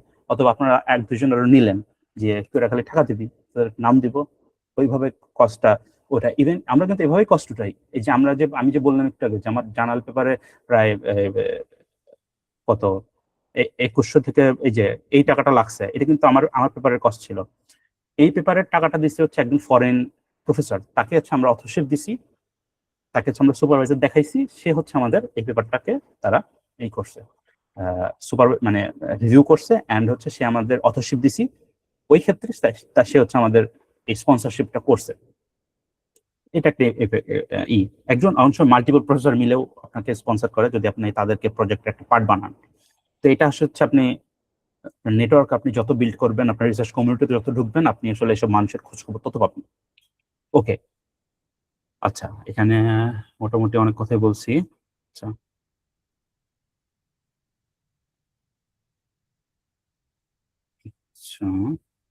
আচ্ছা, এখানে আমি আপনার কাছে র্যাঙ্কিং সিস্টেম দেখাই। র্যাঙ্কিং সিস্টেম হচ্ছে Q1, Q2, Q3, Q4, এটা হচ্ছে জার্নাল র্যাঙ্কিং। পৃথিবীর টপ 25%, এটা হচ্ছে আমরা স্ট্যাটে পড়ছি quartile, first quartile, second quartile, third quartile, fourth quartile. এটা সেম একটা আইডিয়া যে প্রথম 25% র্যাঙ্কিং এ যারা পড়ে তারা হচ্ছে Q1, তারপর Q2, Q3, Q4। Q1 হচ্ছে সবচেয়ে ভালো কনফারেন্স, সরি সবচেয়ে ভালো জার্নালগুলো, অ্যান্ড সিকোয়েন্সিয়ালি তারপরে গুলো আসে। ওকে, তারপরে হচ্ছে কনফারেন্সের মধ্যে এরকম আছে, কনফারেন্সের হচ্ছে এ স্টার, এ, বি, সি এরকম। আর বাংলাদেশের সব কনফারেন্স হচ্ছে সি টিয়ার, লেস নন, নিউয়ার অথবা এরকম। বাংলাদেশের গুলো সব সি টিয়ার, বাট এর মানে এই না যে আপনাকে হচ্ছে বাংলাদেশেরটা সাবমিটটা খারাপ। আপনি একজন নোভিস রিসার্চার, আপনার জন্য একটা খুব আইডিয়াল সিচুয়েশন হচ্ছে এই বাংলাদেশের সাবমিট দেওয়া। অ্যান্ড আরেকটা কথা বলে রাখি, যদি কম্প্যারিজন করতে চান, আচ্ছা আমি ধরেন ভাই আমার মানে বাজেটে কোনো সমস্যা নেই, পৃথিবীর যে কোনো জায়গায় পেপার জমা দিতে পারবো, তখন আপনার কোনটা টার্গেট করা উচিত? As a computer science student, as a computer researcher in computer science, কনফারেন্সের ভ্যালু যদি আপনি টপ টিয়ার হিসাব করেন, একটা এ স্টার কনফারেন্স ভালো না এ স্টার কনফারেন্স ভালো নাকি Q1 জার্নাল ভালো, দুইটাই কিন্তু টপ। কম্পিউটার সায়েন্স রিসার্চারদের জন্য A star conference far better, even এটিআরও এই মানে Q1 জার্নাল থেকেও অনেক সময় বেটার হয়। কনফারেন্স অলওয়েজ বেটার, কারণ কি কনফারেন্স হচ্ছে সবসময় মানে latest topic, latest research in CS নিয়ে কাজ করে। ওখানে যদি আপনি মানে পেপার দিতে পারেন, পেপার যদি একটা থাকে, আপনার এটা একটা ট্রেডমার্ক যে আপনি লেটেস্ট টপিকগুলোতে রিসার্চ করেন, আপনি লেটেস্ট রিসার্চের সাথে আপনি খুবই ভালোভাবে পরিচিত।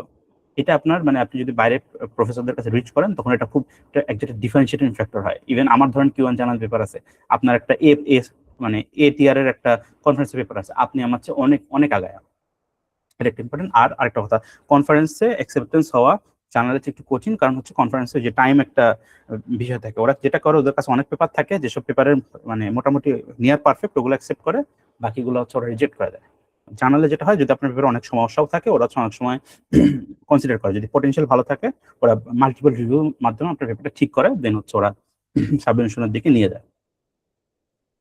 আচ্ছা, দেন আচ্ছা এগুলো বললাম যে, আচ্ছা কিছু বড় বড় যেসব এ স্টার কনফারেন্স আছে, ওগুলার কিছু ওয়ার্কশপ আছে, ওয়ার্কশপে পেপার নেয় ওরা, এইটা অনেক সময় রিচ করা ইজিয়ার, সো ওইটা আপনারা টার্গেট করতে পারেন। দেন প্রেডিটরি ভেন্যু থাকে কিছু। আচ্ছা, একটা ভেন্যুতে সাবমিট দেওয়ার আগে অলওয়েজ আপনি রিসার্চ করে নেবেন এটা প্রেডিটরি ভেন্যু কিনা। প্রেডিটরি ভেন্যু কি? প্রেডিটরি ভেন্যু হচ্ছে ওইসব জায়গায় পেপার জমা দিলে আপনার পেপার চুরি হবে, পেপার আপনার চুরি করে ওরা হচ্ছে মানে নিজেদের নামে চালাই দিবে। সো এটা আপনার অনলাইনে রিভিউ আছে অনেক, ওই রিভিউগুলো আপনি একটু দেখে তারপর জমা দিবেন, অথবা আপনার সিনিয়রদের কাছে, সুপারভাইজারের কাছে জিজ্ঞেস করবেন যে এটা কেমন, তাদের এক্সপিরিয়েন্স থেকে তারা বলবে, তখন আপনি হচ্ছে ওসব জায়গায় সাবমিট করবেন। আচ্ছা, কমন মিস্টেক্স আপনারা হচ্ছে এই যে একটু আগে বলে আসছে যে আপনারা অনেক মানে বড় প্রবলেম সলভ করা যাবে না অলওয়েজ। আপনারা হচ্ছে যখন শুরু করবেন ছোট প্রবলেম দিয়ে শুরু করবেন।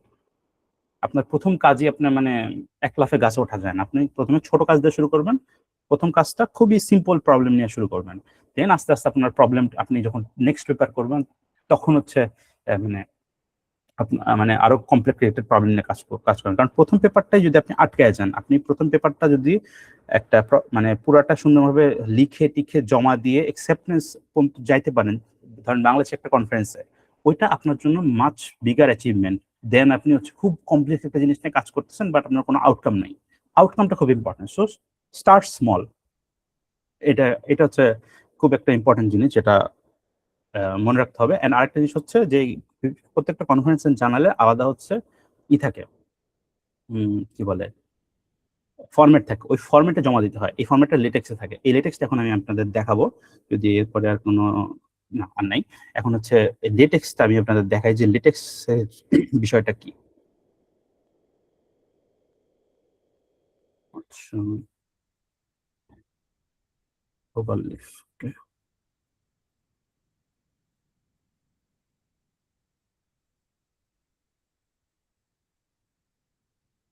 আচ্ছা, এটা হচ্ছে একটা সাইট যার নাম হচ্ছে ওভারলিফ। ওভারলিফ এটা হচ্ছে একটা ওভারলিফ একটা সাইট। এটা হচ্ছে লেটেক্সের, আমি এই জায়গায় প্রজেক্টে কাজ করি। কিরকম ধরেন এটা হচ্ছে একটা প্রজেক্ট, আপনি সেখানে নিউ প্রজেক্ট ক্রিয়েট করতে পারবেন। আমি একটা এক্সিস্টিং প্রজেক্ট দেখাই আপনাকে, যেটা হচ্ছে পাবলিশ অলরেডি হয়েছে। এটা হচ্ছে একটা প্রজেক্ট। ইনিশিয়ালি এটা কিন্তু দেখেন এখানে আসো, হ্যাঁ দেখেন এই আমি দেখাই, সেটা হচ্ছে এটা এটা আপনি মনে করেন একটা কোড এডিটরের মতো, যে ভিএস কোড টেস্ট কোড থাকে না, কোড এডিটরের মধ্যে একটা জিনিস চিন্তা করতে পারেন। আর লেটেক্স কিন্তু কোনো প্রোগ্রামিং ল্যাঙ্গুয়েজ না, এটা হচ্ছে একটা মার্কআপ ল্যাঙ্গুয়েজ বলতে পারেন আপনারা, এইচটিএমএল এর মতো জিনিস, যেটা দ্বারা আপনার লেখাটা ফরম্যাটিং করেন। বাট এটার মধ্যে এত কিছু আছে যে মানে এটা শেখার কোনো শেষ নেই। মানে এখনো নতুন নতুন জিনিস আমি এই জায়গায় শিখি। দেখেন এখানে কিন্তু আমি, আচ্ছা আগে এই এই যে পার্টটা আছে, এই পার্টিশন অফ দ্য স্ক্রিন, এখানে হচ্ছে কোড লেখা হয়। কোডের মাধ্যমে আর কি, মানে কোড লেখা হয় যে এই কোডের মধ্যে আমার টেক্সট থাকে, সবকিছু থাকে। And এখানে আসলে তোমার ফাইনাল রেজাল্টটা দেখায়। এই যে অনেকটা হচ্ছে আপনারা যখন ওই যে এইচটিএমএল সিএসএস এর আপনারা প্রজেক্ট করেন, বাম সাইডে কোড লেখেন, ডান সাইডে লাইভ প্রিভিউ দেখায়, ওইটার মতো অনেকটা চিন্তা করতে পারেন। দেখেন এই জায়গায় বিভিন্ন ট্যাবও উঠে, এই সাইডটা হচ্ছে বিভিন্ন রকম কোড ফাইল ধরতে পারেন, এরকম যে ভিএস কোডে দেখায় না, এরকম বেসিক্যালি। এই রেফ ডট বিব হচ্ছে বিবলিওগ্রাফি অথবা রেফারেন্স, যেটাকে বলি পেপারটা সাইট করা। আচ্ছা, এখানে হচ্ছে বিভিন্ন রকম ফাইল দরকার হয়, এই একটা প্যাকেজ থাকে, বিভিন্ন বিভিন্ন রকম প্যাকেজ ইনস্টল করতে হয়, যে এখানে বিভিন্ন জিনিস লেখা আছে। এগুলা আমরা এই বুট ক্যাম্প, আমাদের যে বুট ক্যাম্প আছে ওগুলোতে আমরা ডিটেলস এর জিনিস শিখবো। আস্তে হচ্ছে আমরা তো মানে একটা ওভারভিউ দিয়ে যাই, আমরা বুট ক্যাম্পে ডিটেলসে শিখবো এইসব জিনিস। আচ্ছা, এখানে প্রথম এই জিনিসটা আছে প্রথমে কিন্তু, আচ্ছা এটা একটু ওভারওয়েলিং মনে হতে পারে, স্টার্ট কিন্তু এই জায়গা থেকে হয় না, স্টার্ট হচ্ছে একটা টেমপ্লেট থেকে। টেমপ্লেট কই পাওয়া যায়? টেমপ্লেট পাওয়া যায় হচ্ছে আপনার যেখানে সাবমিট দিবেন ওই জার্নালের মেইন ওয়েবসাইট, অথবা এই যে আইসিসি দেখালাম, যে আইসিসি কিন্তু ওদের একটা অথর্স, আমি আপনাকে দেখাই অথর গাইডলাইন লিখিত দেখাই দেই, ওরা টেমপ্লেট দিয়ে দেয় একটা।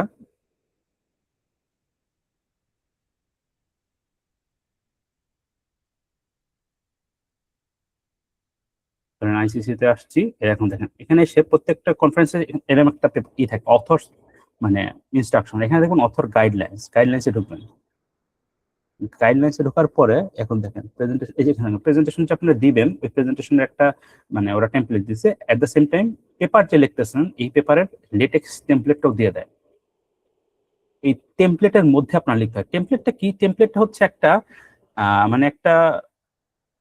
মানে একটা ওদের ফরম্যাট, যে ফরম্যাট আপনাকে জমা দিতে হবে। কারণ কনফারেন্সে ইউজুয়ালি ডাবল কলাম হয়, আর এই জার্নালে সিঙ্গেল কলাম হয়। তো আমি যদি ওভারলিফে আবার ব্যাক করি, ওভারলিফ ওভারলিফ হচ্ছে একটা কম্পাইলার টাইপের, মানে অনলাইনে, যেটার মাধ্যমে আপনি লেটেক্স কোডটা লেখেন। এখানে এসে কিন্তু টেমপ্লেটস এখানেও পাওয়া যায়। এখানে ধরেন আমি যে জার্নালে ছিলাম, ওই জার্নাল হচ্ছে সাইন্টিফিক রিপোর্টস, আমি যেটা লিখে সার্চ দিই, দেখেন সাইন্টিফিক রিপোর্টস এর অফিসিয়ালি ওরা এই জায়গায় রিলিজ করে রাখছে। কোথায় গেল?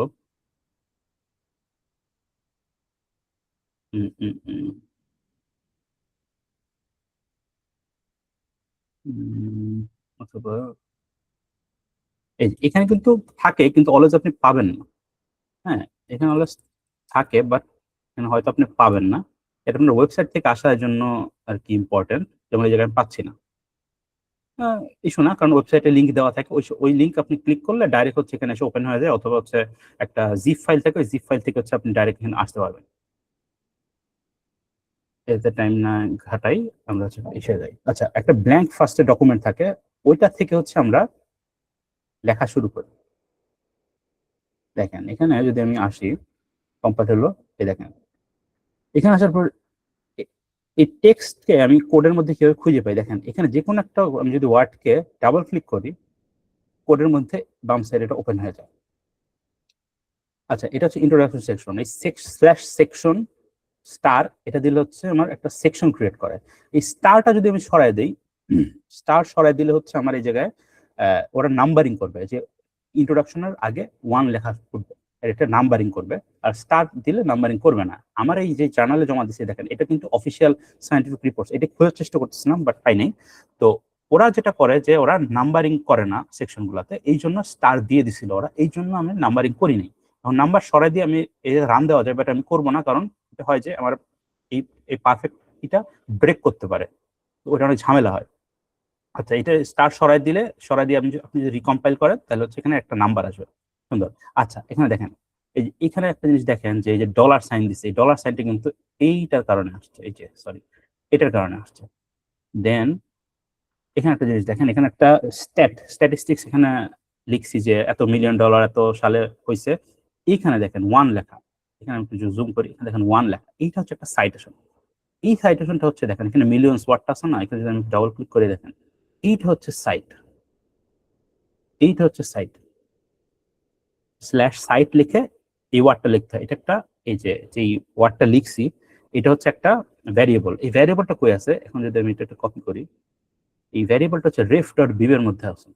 রেফ ডট বিভে যদি আমি সার্চ দিই, দেখেন এই পেপারটা আমি এই পেপারটার আমি যাবতীয় ইনফরমেশন এখানে সেভ করা আছে, অথর কে, টাইটেল কি, লিঙ্ক কি, কোথা কবে পাবলিশ হয়েছে, সব আছে। এন্ড এই পেপারটাকে আমি একটা হচ্ছে ভ্যারিয়েবলের মাধ্যমে, ইউনিক ভ্যারিয়েবলের মাধ্যমে আমি হচ্ছে একটা নেমিং করি, যেটা হচ্ছে আমি মেইন পেপারে ওটাকে রিকল করার জন্য। আচ্ছা, এই যে এই একটা ইসের মতো, ফাংশনের মতো অর সামথিং একটা সেকেন্ড ব্র্যাকেটের মধ্যে লেখা আছে, এই জিনিসটা কিন্তু ওই প্রত্যেকটা পেপারের থাকে, প্রত্যেকটা পেপারের অনলাইন ভার্সনে থাকে, ওরা নিজেরাই ক্রিয়েট করে দেয়, এটা আপনার নিজে থেকে করা লাগে না। এটা নিজে থেকে করা লাগে না, অনলাইনে অলরেডি থাকে। তো এই জিনিসটা ওই যে আপনি যে পেপারে যাবেন, ওই পেপারে যা সাইট একটা বাটন দেখবেন, এই সাইট বাটনে ক্লিক করলে এইটা কপি করার একটা উইন্ডো ওপেন হয়। ফাইন, এখানে আসলাম। আচ্ছা, এই যে এখানে সাইটেশন গেল, পরে হচ্ছে আমি যদি প্রত্যেকটা জিনিস আগাই, দেন এখানে হচ্ছে এই যে নাম্বারিং করার জন্য এখানে এই যে এইভাবে একটা বিগিন ইনুমারেট দিতে হয়, তারপরে আইটেম দিতে হয়। এটা বেসিক্যালি একটা মার্কআপ ল্যাঙ্গুয়েজ, আপনি চিন্তা করতে পারেন এইচটিএমএল এর মতো। দেন এই জায়গায় হচ্ছে সাবসেকশনের ক্ষেত্রে স্ল্যাশ সাবসেকশন, দেন এখানে স্টারটা সরাই দিলে এই জায়গায় নাম্বারিং করবে। বেসিক্যালি এভাবেই পুরো পেপারটা চলে। দেন আমি একটা টেবিল যদি আপনাকে দেখাই, এটা একটা দেখেন ফিগার কিভাবে দিতে হয়। ফিগারটা অ্যাকচুয়ালি আপনাকে একটা ফোল্ডারের মধ্যে, যেখানে একটা নিউ নামে একটা ফোল্ডার আছে, এখানে আমার সব ফিগার কিন্তু আমি আপলোড দিয়ে রাখছি।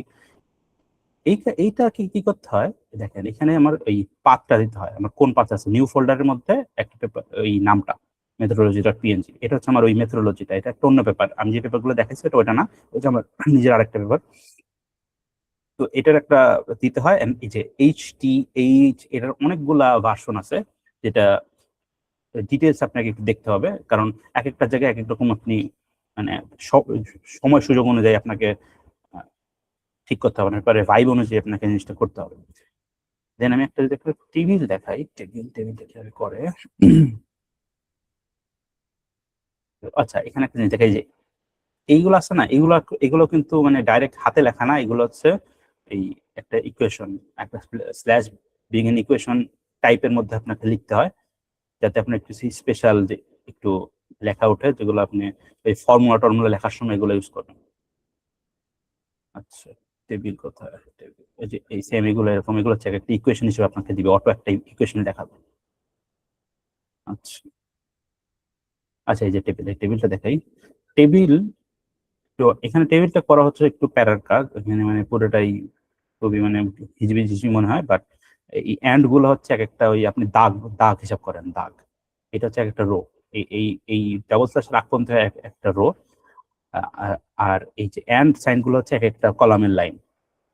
এখানে দেখেন ব্ল্যাঙ্ক আছে, তারপরে টাস্ক ওয়ান, এই যে টাস্ক ওয়ান, তারপরে টেস্টিং অ্যাকুরেসি, যে task task one testing accuracy. এখানে কিন্তু তিনটা রো আছে, বেসিক্যালি তিনটা রো আছে, এখানে লাইনগুলো দেওয়া হয় না, যেহেতু একটা বড় লাইন লিখতে হচ্ছে টাস্ক ওয়ান টেস্টিং অ্যাকুরেসি, এই রো বরাবর লিখতে গেলে অনেক ঝামেলা হয়। এই জন্য এখানে হচ্ছে ওই টাস্ক ওয়ান একটা রোতে, টেস্টিং একটা রোতে, অ্যাকুরেসি একটা রোতে লিখে মাঝখানে ওই দাগটা উঠায় দিছি। এটা এরকম কিছু ক্রিয়েটিভিটি আপনাকে দেখাইতে হবে আপনি কাজ করার সময়। এইটা এক ধরনের, আরেক ধরনের টেবিল, আরেক ধরনের টেবিলের ডিজাইন। এন্ড দেন হচ্ছে এখানে দেখেন, এখানে এটা এই যে আমি এখানে হচ্ছে কনফিউশন ম্যাট্রিক্স দেখাইছি তিনটা, এটা কিন্তু আলাদা আলাদা ভাবে প্লট করা হয় না, তিনটা একটা একটা প্লটের মধ্যে সাব প্লট আছে। এগুলো এগুলো করা যায়, এবং এগুলো আপনাকে শিখতে হবে যদি আপনি ভালো করে আপনার পেপারটা উপস্থাপন করতে চান। দেন আর কি কি আছে, এসব টেবিল, এগুলো টেবিল, নর্মাল টেবিল। হুম, মানে বেসিক্যালি আচ্ছা, এই যে এই জিনিসটা আমি একটা জিনিস দেখেন, এই রেফারেন্সেস জিনিসটা কিন্তু এতক্ষণ কিন্তু আপনি প্রত্যেকটা সেকশন, এটা কিন্তু একটা সেকশন, হ্যাঁ, এর এই রেফারেন্স একটা সেকশন, ফান্ডিং কিন্তু একটা সেকশন, যেটা আপনার হাতে লিখতে হয়েছে। ধরেন এই জায়গার মধ্যে, সরি, ধরেন এই ধরেন কনক্লুশন, কনক্লুশন একটা সেকশন কিন্তু আপনার হাতে লিখতে হয়েছে। বাট যেমন এই যে ফান্ডিং, ফান্ডিংও কিন্তু আপনার হাতে লিখতে হয়েছে। বাট মজার বিষয় হচ্ছে যে রেফারেন্স, রেফারেন্স কিন্তু আপনাকে হাতে লিখতে হয় না, এটা অটো জেনারেট হয়েছে। কারণ এই যে এখানে আমি কল দিছি স্ল্যাশ বিবলিওগ্রাফি ডট রেফ, মানে যে রেফ রেফ ডট বিব, এইটাকে আমি কল করছি, এই ফাইলটি, কোড ফাইলটাকে কল করার কারণে লেটেক্স আপনাকে অটো একটা খুব সুন্দর একটা রেফারেন্স সেকশন জেনারেট করে দেয়, যেটাকে আপনাকে লিখতে হয় না। হ্যাঁ, আচ্ছা, এখানে আমি আর হচ্ছে লাস্টে অথর্স কন্ট্রিবিউশন, এটা হচ্ছে একটা জার্নাল স্পেসিফিক জিনিস, এক এক জার্নাল এক এক রকম থাকে, কনফারেন্স এক এক রকম থাকে, ওইসব আপনাকে সেকশন কিছু ক্রিয়েট করতে হবে। আচ্ছা, আমি এখানে আরেকটা একটা জিনিস আপনাকে লাস্ট, আমার মানে লেটেক্সের মোটামুটি ওভারভিউ দেওয়া শেষ। লেটেক্সের আসলে অনেক ভ্যারিয়েন্ট আছে, টেবিলের অনেক ভ্যারিয়েন্ট আছে, ইকুয়েশন লেখার অনেক ভ্যারিয়েন্ট আছে, একটা প্লট বসানোর। এটা আপনি যত ডিটেলসে শিখবেন, এটা আসলে শেখার মানে অনেক সময় সাপেক্ষ বিষয়, এটা আপনি করতে করতে শিখবেন আস্তে আস্তে। এটা কোনো শেখা কঠিন বিষয় না, বাট একটু সময় দিতে হবে আপনাকে। আচ্ছা, আমি আপনাকে লিটারেচার রিভিউ সেকশনটা একটু দেখাই। সবচেয়ে ইম্পর্টেন্ট যে সাইট কেমনে করে এটা দেখাই, শেষ করে দিব আজকে, কোশ্চেন আনসারে যাবো। গেল কই, গেল কই। আচ্ছা, এখান থেকে দেখেন, আমি এখান থেকেও কিন্তু খোঁজা যায়, যে লিটারেচার রিভিউ সেকশন। আচ্ছা, দেখেন এখানে, এখানে দেখেন, আমি যদি আমি অরিজিনাল টেক্সটটাকে যাই, দেখেন দেখেন এখানে একটা দেখাই যে to begin with inception net, inception res net V two হাবিজাবি, অনেক কিছু লিখলাম, লেখার পরে এই এই লাইনটা আমি হচ্ছে একটা পেপার থেকে তুলছি, মানে একটা পেপারের একটা লাইন লিখছি, আমি পেপার থেকে একটা ইনফরমেশন নিচ্ছি, লিখছি। এটা হচ্ছে এই ধরেন 5 নাম্বার দেওয়া সাইট করা আছে। এটা কোথায় সাইট হয়েছে, আমি যদি এখানে আসি, এই ডাবল ক্লিক করি, আমার কোডের মধ্যে দেখাবে, দেখেন স্ল্যাশ দিছি, কেন কই হারাই গেছি আবার। আচ্ছা, এই যে প্ল্যান ডেট মধ্যে ক্লিক দিই, দেখেন এখানে স্ল্যাশ সাইট শোভন, আমি হচ্ছে শোভন একটা মানে অথরের নাম দিয়ে, আমি একটা ভ্যারিয়েবল দিয়ে আমি হচ্ছে এখানে একটা পেপার ই করছি। এটা হচ্ছে যদি আমি কন্ট্রোল এফ দিয়ে সেই, এই যে এই প্রথম পেপারটা, এটা হচ্ছে আমি ওই জায়গায় সাইট করছি। এখন একটা জিনিস খেয়াল করেন, আমি পেপারটা এই জিনিসটা কোত্থেকে পাইলাম, এই জিনিসটা, এই জিনিসটা কি হাতে লিখছি না হাতে লিখি নাই? হাতে লেখা যায়, বাট হাতে লেখা লাগে না, এটা অনলাইনে অলরেডি অ্যাভেলেবেল থাকে। আমি যদি এই পেপারটায় যাই, আমি আপনাকে দেখাই, যদি পেপারটায় যাই,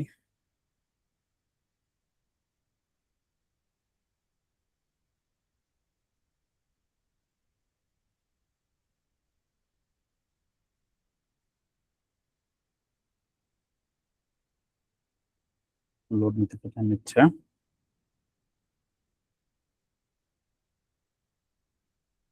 আচ্ছা, এটা হচ্ছে ওই পেপারটা, যে পেপারটা আমি ওদেরকে সাইট করছি। এখন দেখেন সাইট দিস, এখানে লেখা আছে, দেখছেন সাইট দিস, যদি আমি ক্লিক করি, এই দেখেন এখানে অনেক কিছু আছে, প্লেন টেক্সটে কিভাবে সাইট করতে, এটা আছে। আরআইএস, এটা একটা ফরম্যাট, রেফ ওয়ার্ক এটা একটা ফরম্যাট। এখন আপনি কিন্তু লেটেক্সে কাজ করতেছেন, লেটেক্সে ইউজুয়ালি বিব টেক্সট ইউজ করা হয়। এই দেখেন বিব টেক্সট, এইটা জাস্ট আপনি হচ্ছে কপি করবেন, কপি করে নিয়ে আপনার হচ্ছে এই যে কোথায় গেল ওভারলিফ, আপনার হচ্ছে ওই যে ওভারলিফের মধ্যে আপনি জাস্ট পেস্ট করে দিবেন।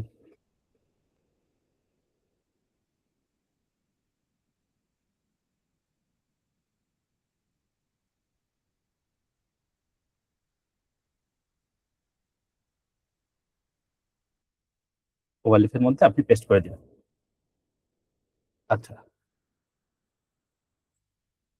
হুম, পেস্ট করে দিলে এই প্রথম ওয়ার্ডটা যেটা থাকে, এখন প্রথম ওয়ার্ডটা কিন্তু আমি যদি দেখাই যে আমি যেটা কপি করে আনছিলাম ওটার মধ্যে কিন্তু এই যে দেখেন সব সেম, বাট এই ওয়ার্ডটা এইটা কিন্তু একটা র্যান্ডম একটা ওয়ার্ড, মানে একটা নাম্বার দেওয়া ছিল। এই জিনিসটা আমি কিন্তু চেঞ্জ করছি, চেঞ্জ করে আমি দেখেন, আপনি যদি দেখেন এই জিনিসটা আমি শোভন লিখছি অর সামথিং, এটা একটা ভ্যারিয়েবল, আপনি যা ইচ্ছে তাই দিতে পারেন, আপনার সুবিধার্থে আপনি যা ইচ্ছে তাই দিতে পারেন ইউজুয়ালি এখানে। তো এইটা দিয়ে হচ্ছে এটা একটা ভ্যারিয়েবল যেটা দিয়ে আপনি হচ্ছে মেইন পেপারের মধ্যে আপনি এই পেপারটাকে কল করবেন। আর লাস্টে যে স্ল্যাশ বিবলিওগ্রাফি রেফ এই ফাইলের নামটা দিলে আপনার হচ্ছে ওই রেফারেন্সটা পুরোটা ক্রিয়েট করে দেবে। এই গেল হচ্ছে আমার পুরা একটা লিটেক্সের একটা ওভারভিউ। আচ্ছা, আমি লাস্টে একটা ছোট্ট জিনিস দেখাবো, সাইড মানে একটা ছোট্ট জিনিস দেখাই, এটার পরেই শেষ করে দিব। একটা জাস্ট একটা কনফারেন্স পেপার দেখতে কেমন, একটা জার্নাল পেপার দেখতে কেমন।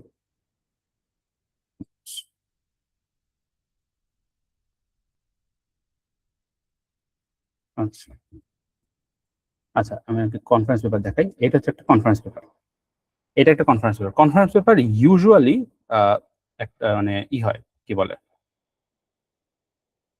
ডাবল কলাম হয়, দেখেন ডাবল কলামে লিখতেছি কিন্তু আমি, হ্যাঁ। এটা কিন্তু ওই যে আইসিসি যেটা দেখালাম, ওই আইসিসি তে আমার জমা দেওয়া একটা প্রথম পেপার। এখানে আপনি হচ্ছে ডাবল কলামে লিখতে হয়, দেখেন এটার পেজ কিন্তু মাত্র 8 পেজ, ওদের 8 পেজে ক্যাপ দেওয়া ছিল যে 8 পেজের উপর আপনি লিখতে পারবেন না। ওই 8 পেজ আপনাকে মেনটেন করতে হয় কনফারেন্সের ক্ষেত্রে, এটা একটা প্যারা যে পেজে একটা লিমিটেশন থাকে যেটা আপনি লিখবেন। সো সেকশন গুলো কিন্তু সব সেম, এই যে এখানে bullet point contribution related work সব সেম, বাট আপনাকে ছোট কনসাইজ ওয়েতে লিখতে হবে, যত আপনি কম ওয়ার্ডে যত বেশি ইনফরমেশন আপনি কনভে করতে পারেন। বাট সেকশন গুলো কিন্তু ইউজুয়ালি সেম, সবই সেম, জাস্ট লেখার ফরম্যাটটা ডাবল কলাম অ্যান্ড 8 পেজের মধ্যে আপনাকে শেষ করতে হবে। দেন আমি যদি এখানে যাই, এটা হচ্ছে কনফারেন্স পেপার, যে কনফারেন্স পেপার নাম একটু কথা বলছি, এটা হচ্ছে পিডিএফ কনফারেন্স পেপারের, এটা হচ্ছে পুরোটা একটা কলাম থেকে দেখেন, এটা কিন্তু 28 পেজের বিশাল একটা পেপার, 28 পেজের পেপার। এটা হচ্ছে ওই পেপারটা, আমি যদি যাই পুরোটা যে টেবিলটা দেখালাম আমি একটু আগে, টেবিলটা হচ্ছে এটা, এই যে টেকনিক্স লিমিটেশন সামথিং, এটা হচ্ছে পুরোটা পেপার, 28 পেজের বিশাল একটা পেপার। অ্যান্ড লাস্টে সে এই যে এখানে রেফারেন্স, এখানে প্রায় 35টা পেপারের রেফারেন্স দেওয়া হয়েছে, যেটা হচ্ছে টেটেক্সে অটো লাইক ওরা ক্রিয়েট করছে। ইয়া, সো অ্যান্ড হ্যাঁ, মোটামুটি এই আমার সাইড থেকে যা যা দেখানোর মতো ছিল মোটামুটি সবই দেখা ফেলছি। অ্যান্ড আপনাদের কাছে যদি এখন কোনো কোয়েশ্চেন থাকে, আপনারা যে কোনো কোয়েশ্চেন এখন করতে পারেন, রিসার্চ রিলেটেড অর মানে এআইএমএল রিলেটেড, যে কোনো কোয়েশ্চেন আপনারা করতে পারেন যদি কারণ কোনো কোয়েশ্চেন থাকে। হ্যাঁ, জয়ন্ত কর্মকার, শিওর। ভাই আমার কোশ্চেনটা হচ্ছে যে আপনার যে পেপার গুলো দেখলাম যে কনফারেন্স পেপার, সেগুলো কি মানে ওই যে বাইরের দেশে যে আপনি প্রেজেন্ট করছেন কনফারেন্স পেপার গুলো, নাকি মানে লোকাল বাংলাদেশে? হ্যাঁ, মানে আমার আমার ক্ষেত্রে যদি আমার পার্সোনালটা বলি, সেটা হচ্ছে আমার কিছু আছে বাংলাদেশে, কিছু আছে মানে ইউএসএ তে। ইউএস এর গুলা যেটা হয় যে ফিজিক্যালি যা প্রেজেন্ট দিতে হয়, বাট অনেক ক্ষেত্রে এটা অপশন থাকে যে আপনারা ভার্চুয়ালি প্রেজেন্ট করতে পারবেন। আমরা হচ্ছে ওইভাবে খুঁজে একটা ভার্চুয়াল যেখানে প্রেজেন্ট করা যায়, খুঁজে ওরকম জায়গায় জমা দিছিলাম আমরা ঘেটে, যারা ভার্চুয়াল প্রেজেন্টেশন অ্যালাউ করে, সব জায়গায় অ্যালাউ করে না। যদি আপনার বাংলাদেশ থেকে এই ইউএসএ তে জমা দিতে চান, তো আপনাকে খুঁজে দেখতে হবে যে ভালো কনফারেন্স প্লাস হচ্ছে যারা ভার্চুয়াল প্রেজেন্টেশন অ্যালাউ করে। অ্যান্ড ওই ক্ষেত্রে কিন্তু আপনার খরচটা অনেক বেশি, আমাদের $500-700 মতো লাগছে, সরি $400-500 মতো মেবি লাগছে। অ্যান্ড বাংলাদেশে কিন্তু ভালো ভালো আছে, যেমন আইসিসি তো দেখালাম, এটা একটা নতুন কনফারেন্স, কয়েক বছর ধরে হচ্ছে। আরেকটা কনফারেন্স আছে আইসিআইটি, যেটা কক্সবাজারে হয়, যেটা একটা এবার 29th ওদের কনফারেন্স হবে, যেটা বাংলাদেশের one of the oldest conference in computer science. আচ্ছা ভাই, আরেকটা কোশ্চেন, যে অনেকেই যে যেমন বিভিন্ন ইউএস এর গ্রুপে দেখা যায় যে তারা 3টা কনফারেন্স পেপার আছে, ঠিক আছে, এরকম লেখা যে হুম 3টা ইন্টারন্যাশনাল কনফারেন্স পেপার, ওগুলো কি মানে এই হুম যে বাংলাদেশের কনফারেন্স পেপার গুলো কি হ্যাঁ, বোঝায়? বাংলাদেশে কিন্তু ইন্টারন্যাশনাল, হ্যাঁ ইন্টারন্যাশনাল কিন্তু বাংলাদেশের কনফারেন্স গুলো ইন্টারন্যাশনাল, ওখানে লেখা থাকে ইন্টারন্যাশনাল কনফারেন্স অফ এই সেই। আপনি আইসিসি যে বললাম, ওটার পুরো নাম কিন্তু ইন্টারন্যাশনাল কনফারেন্স অন কম্পিউটিং অ্যাডভান্সমেন্টস, ঠিক আছে। প্রত্যেকটা ইন্টারন্যাশনাল, বাট আপনি দেখবেন যে যেটা হচ্ছে আইট্রিপলি স্পন্সর, যেটা হচ্ছে এসিএম স্পন্সর, ওগুলো হচ্ছে আরো বেটার, ভালো, কিন্তু ইন্টারন্যাশনাল, বাট ওগুলোর নামের মধ্যে থাকবে ইন্টারন্যাশনাল, আইট্রিপলি বা এসিএম এরকম। হ্যাঁ ভাই, ওই যে কয়েকদিন পরে দেখলাম IEEE SPISCS ও এরকম হ্যাঁ, একটা কনফারেন্স আছে। আইট্রিপলি হইলে আপনি ইন্টারন্যাশনাল ধরে নেবেন। তাহলে ওগুলো তাহলে মানে দেখা যায় ওগুলো হ্যাঁ কনফারেন্স করে করলে ওগুলো হ্যাঁ, ভ্যালুয়েট করবে, তাই তো? ভ্যালু অ্যাড করবে, বাট আপনি অলওয়েজ বাংলাদেশের আমাদের যেমন বাংলাদেশের টপ টার্গেট করবেন, বাংলাদেশের টপ যে আইসিসি আইটিএস একটা, যেটা কক্সেস বাজারে হয় ইউজুয়ালি, ওইটা টার্গেট করবেন। ওটাও মানে সেগুলো সব যত ভালো ইউজ করা টার্গেট করা যায়। আর আইট্রিপলি ট্যাগ থাকলে, এসিএম এর ট্যাগ থাকলে, ওইটা আপনি এমনি লাভ আছে, ওটা কোনো ইস্যু না, আরেকটা কখনো দিতে কোশ্চেন, পারে। যে আপনার যে একটা পেপার দেখলাম এই যে যেটা Q1 হয়েছে যে hmm explain deep learning for early diagnosis of chronic hmm hmm kidney disease. আচ্ছা, এখানে কি হুম আপনার এই যে কিডনি বা এরকম বায়োলজিক্যাল কোনো নলেজ দরকার হয়েছিল কিনা আগে থেকে জানতে? হ্যাঁ, এইটা হচ্ছে খুব ভালো প্রশ্ন করছেন। এইসব পেপার আপনি যদি মেডিকেলি পেপার করতে চান, আপনার অলওয়েজ অলওয়েজ আপনার একজন ডাক্তার সুপারভাইজার লাগবে। সুপারভাইজার না, মানে অ্যাটলিস্ট আপনার ডাক্তারের সাথে কনসাল্ট করতে হবে। আমাদের কিন্তু একজন ডাক্তারের সাথে বসা লাগছিল বিভিন্ন জিনিস না, তার কাছ থেকে অ্যাপ্রুভাল এবং তার স্টেটমেন্ট নিয়ে আমরা পেপার জমা দিচ্ছিলাম, নাহলে পেপারটা অ্যাকসেপ্ট হতো না। আপনার নলেজ লাগবে না, হয়তো আপনি হচ্ছে ওই যে মানে সরি টেকনোলজিক্যাল সাইড নিয়ে কথা বলবেন, বাট আপনার একটা বেসিক নলেজ লাগবে। বেসিক মানে সিটি স্ক্যানটা কি, সিটি স্ক্যান কোন মেশিন দিয়ে করে, সিটি স্ক্যান থেকে ইমেজ ফরম্যাট কিভাবে বের হয়, এইসব কিন্তু আপনাকে জানতে হবে।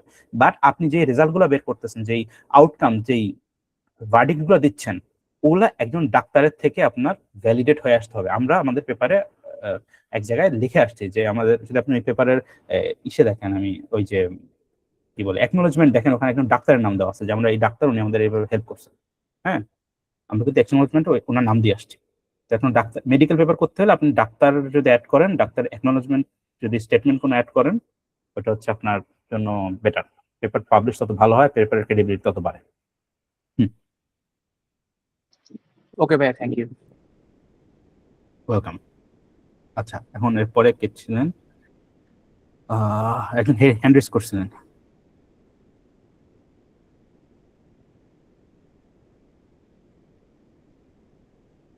এরপরে কারো কোনো কোশ্চেন থাকলে করতে পারেন।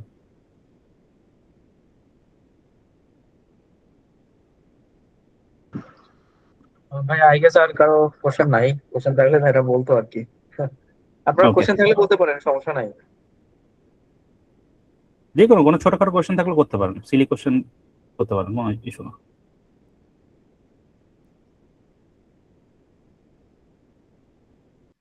আচ্ছা ভাই, যেমন ML শেখার জন্য হুম আপনি হচ্ছে অ্যান্ড্রিউ রেঞ্জি এর যেমন কোর্সটা মানে হুম মানে সাজেস্ট করলেন আর কি। আচ্ছা, ডিপ লার্নিং শেখার হুম জন্য এরকম কোনো রিসোর্সেস সাজেস্ট করবেন? ওই অ্যান্ড্রো ইঞ্জিনিয়ারিং কোর্সও আছে, অ্যান্ড্রো ইঞ্জিনিয়ারিং কোর্স আছে, ওই ডিপ লার্নিং এরও কোর্স আছে। তারপরে যে সহজ কোডিং এর বুট ক্যাম্প আছে একটা, ওটাও জয়েন করতে পারেন, আপনার যেটা সুবিধা হয়। যদি আপনি সেলফ মোটিভেটেড হন, আমি সাজেস্ট করবো যে মানে ওই বাইরের অনলাইন কোর্সগুলো দেখার, যেগুলো হচ্ছে অ্যাভেলেবেল থাকে ফ্রিলি, বিভিন্ন জায়গা থেকে ডাউনলোড করতে পারেন। যদি আপনার মনে হয় যে আপনি ওইভাবে আগাইতে পারবেন না, তখন হচ্ছে আপনি কোনো স্ট্রাকচার্ড কোর্স, যারা হচ্ছে রেগুলারলি আপনাকে গাইড করবে, ওইসব কোর্সে ঢোকা। But Andro engineering deep learning course খুবই ভালো, আমি নিজেও করছি। ওকে ভাইয়া। ওকে, আচ্ছা, আর কারো মনে হয় কোনো কোশ্চেন নাই আই গেস। ঠিক আছে ভাইয়া, আমরা শেষ করে দিই ইনশাল্লাহ। আপনাকে অসংখ্য ধন্যবাদ। আর শেষ পর্যন্ত যারা ছিলেন, আই গেস অনেক কিছু শিখতে পারছেন। এবং হচ্ছে আপনাদের যদি কোনো কোশ্চেন থাকে, অবশ্যই হচ্ছে কমিউনিটিতে করবেন, বা হচ্ছে আমাদের মেইল করতে পারেন, সমস্যা নেই, বা আমাদের পেজে হচ্ছে আপনারা নক করতে পারেন। ঠিক আছে, thank you everyone for joining with us. হ্যাঁ আনন্দ ভাই। ভাইয়া, ওই সরি, আমার আসলে লাস্ট মোমেন্টে কোশ্চেন করার ছিল, চলে গেল। শিওর। আহ, হ্যাঁ, আমার কোশ্চেনটা হচ্ছে যে টপিক ফাইন্ডিং এর উপরে। ধরেন লেটস আমি একটা টপিক সিলেক্ট করলাম, ধরেন এলএলএম অথবা এআই এজেন্ট, ঠিক আছে। হুম এখন এইসব টপিক গুলোকে ন্যারো ডাউন কিভাবে করব, মানে কি ধরেন কারণ এটার ভিতরে তো অনেক টপিক আছে, ঠিক আছে, সাইবার সিকিউরিটি অনেক আছে। এটা টপিকটাকে আরো ন্যারো ডাউন করে কিভাবে একটা স্পেসিফিক টপিক আসবো, দেন ওইটার উপরে হচ্ছে পেপার গুলাকে হচ্ছে যে রেলেভেন্ট পেপার গুলোকে ফাইন্ড করবো। আচ্ছা, আহ, প্রথমে আসি ন্যারো ডাউন কিভাবে করবেন। আপনারা ধরেন এলএলএম দিয়ে শুরু করবেন। হ্যাঁ, এলএলএম এর অনেক পেপার আছে। আপনি ধরেন এলএলএম এর আপনার পার্সোনাল একটা মানে ইন্টারেস্ট, ধরেন আপনি ফর এক্সাম্পল এলএলএম ইন, আপনি বলেন একটা যে কোনো একটা একটা বলেন, একটা টপিক বলেন যেটা আপনার ইন্টারেস্ট, যে আপনি একটু ঘাটাঘাটি করতে চান। আচ্ছা, তো আমি হচ্ছে যে কয়েকদিন একটা জিনিস নিয়ে ঘাটাঘাটি করতে, সেটা হচ্ছে টুল কলিং এআই এজেন্ট। টুল কলিং এজেন্ট, এখন এই টুল কলিং কি, টুল কলিং এটা মানে কোন কনটেক্সট ইউজ হবে? বেসিক্যালি টুল দিয়ে হচ্ছে যে কত এফিসিয়েন্টলি হচ্ছে একটা প্রবলেমটা সলভ হচ্ছে, মানে এলএলএম গুলো কিভাবে হচ্ছে যে টুল গুলো কল করে কিভাবে একটা প্রবলেম সলভ করছে এটাই। কোন টুল, একটা এক্সাম্পল দেন তো। আহ, একটা টুল ওরা ইন্ট্রোডিউস করেছে, সেটা হচ্ছে টুল জেন। বেসিক্যালি তারা আচ্ছা হচ্ছে যে এই টুলটা দিয়ে অলরেডি হচ্ছে কমপ্লেক্স ক্যালকুলেশন গুলো করে দেন হচ্ছে তারা একটা হ্যাঁ, রিপোর্ট দিয়ে থাকে এলএলএম কে। আচ্ছা তো এলএলএম ওটা অ্যানালাইজ করে সলভ করে ফেলে এটা। আচ্ছা, কারণ আপনার এই জায়গায় বেসিক্যালি একটা এলএলএম, এটা এজেন্টিক অনেকটা হয়ে যাচ্ছে যেহেতু টুল কলিং। হ্যাঁ, হ্যাঁ, হ্যাঁ, এলএলএম কে আপনি অলওয়েজ মনে রাখবেন, এলএলএম কে আপনি যখন কিছু করার মানে পাওয়ার দিচ্ছেন, ওইটা এজেন্ট হয়ে যাচ্ছে। তো আপনার একটা রিসার্চের টপিকটা আসলে হচ্ছে এখন এলএলএম থেকে ন্যারো ডাউন হয়ে আসলো হচ্ছে এজেন্টিক।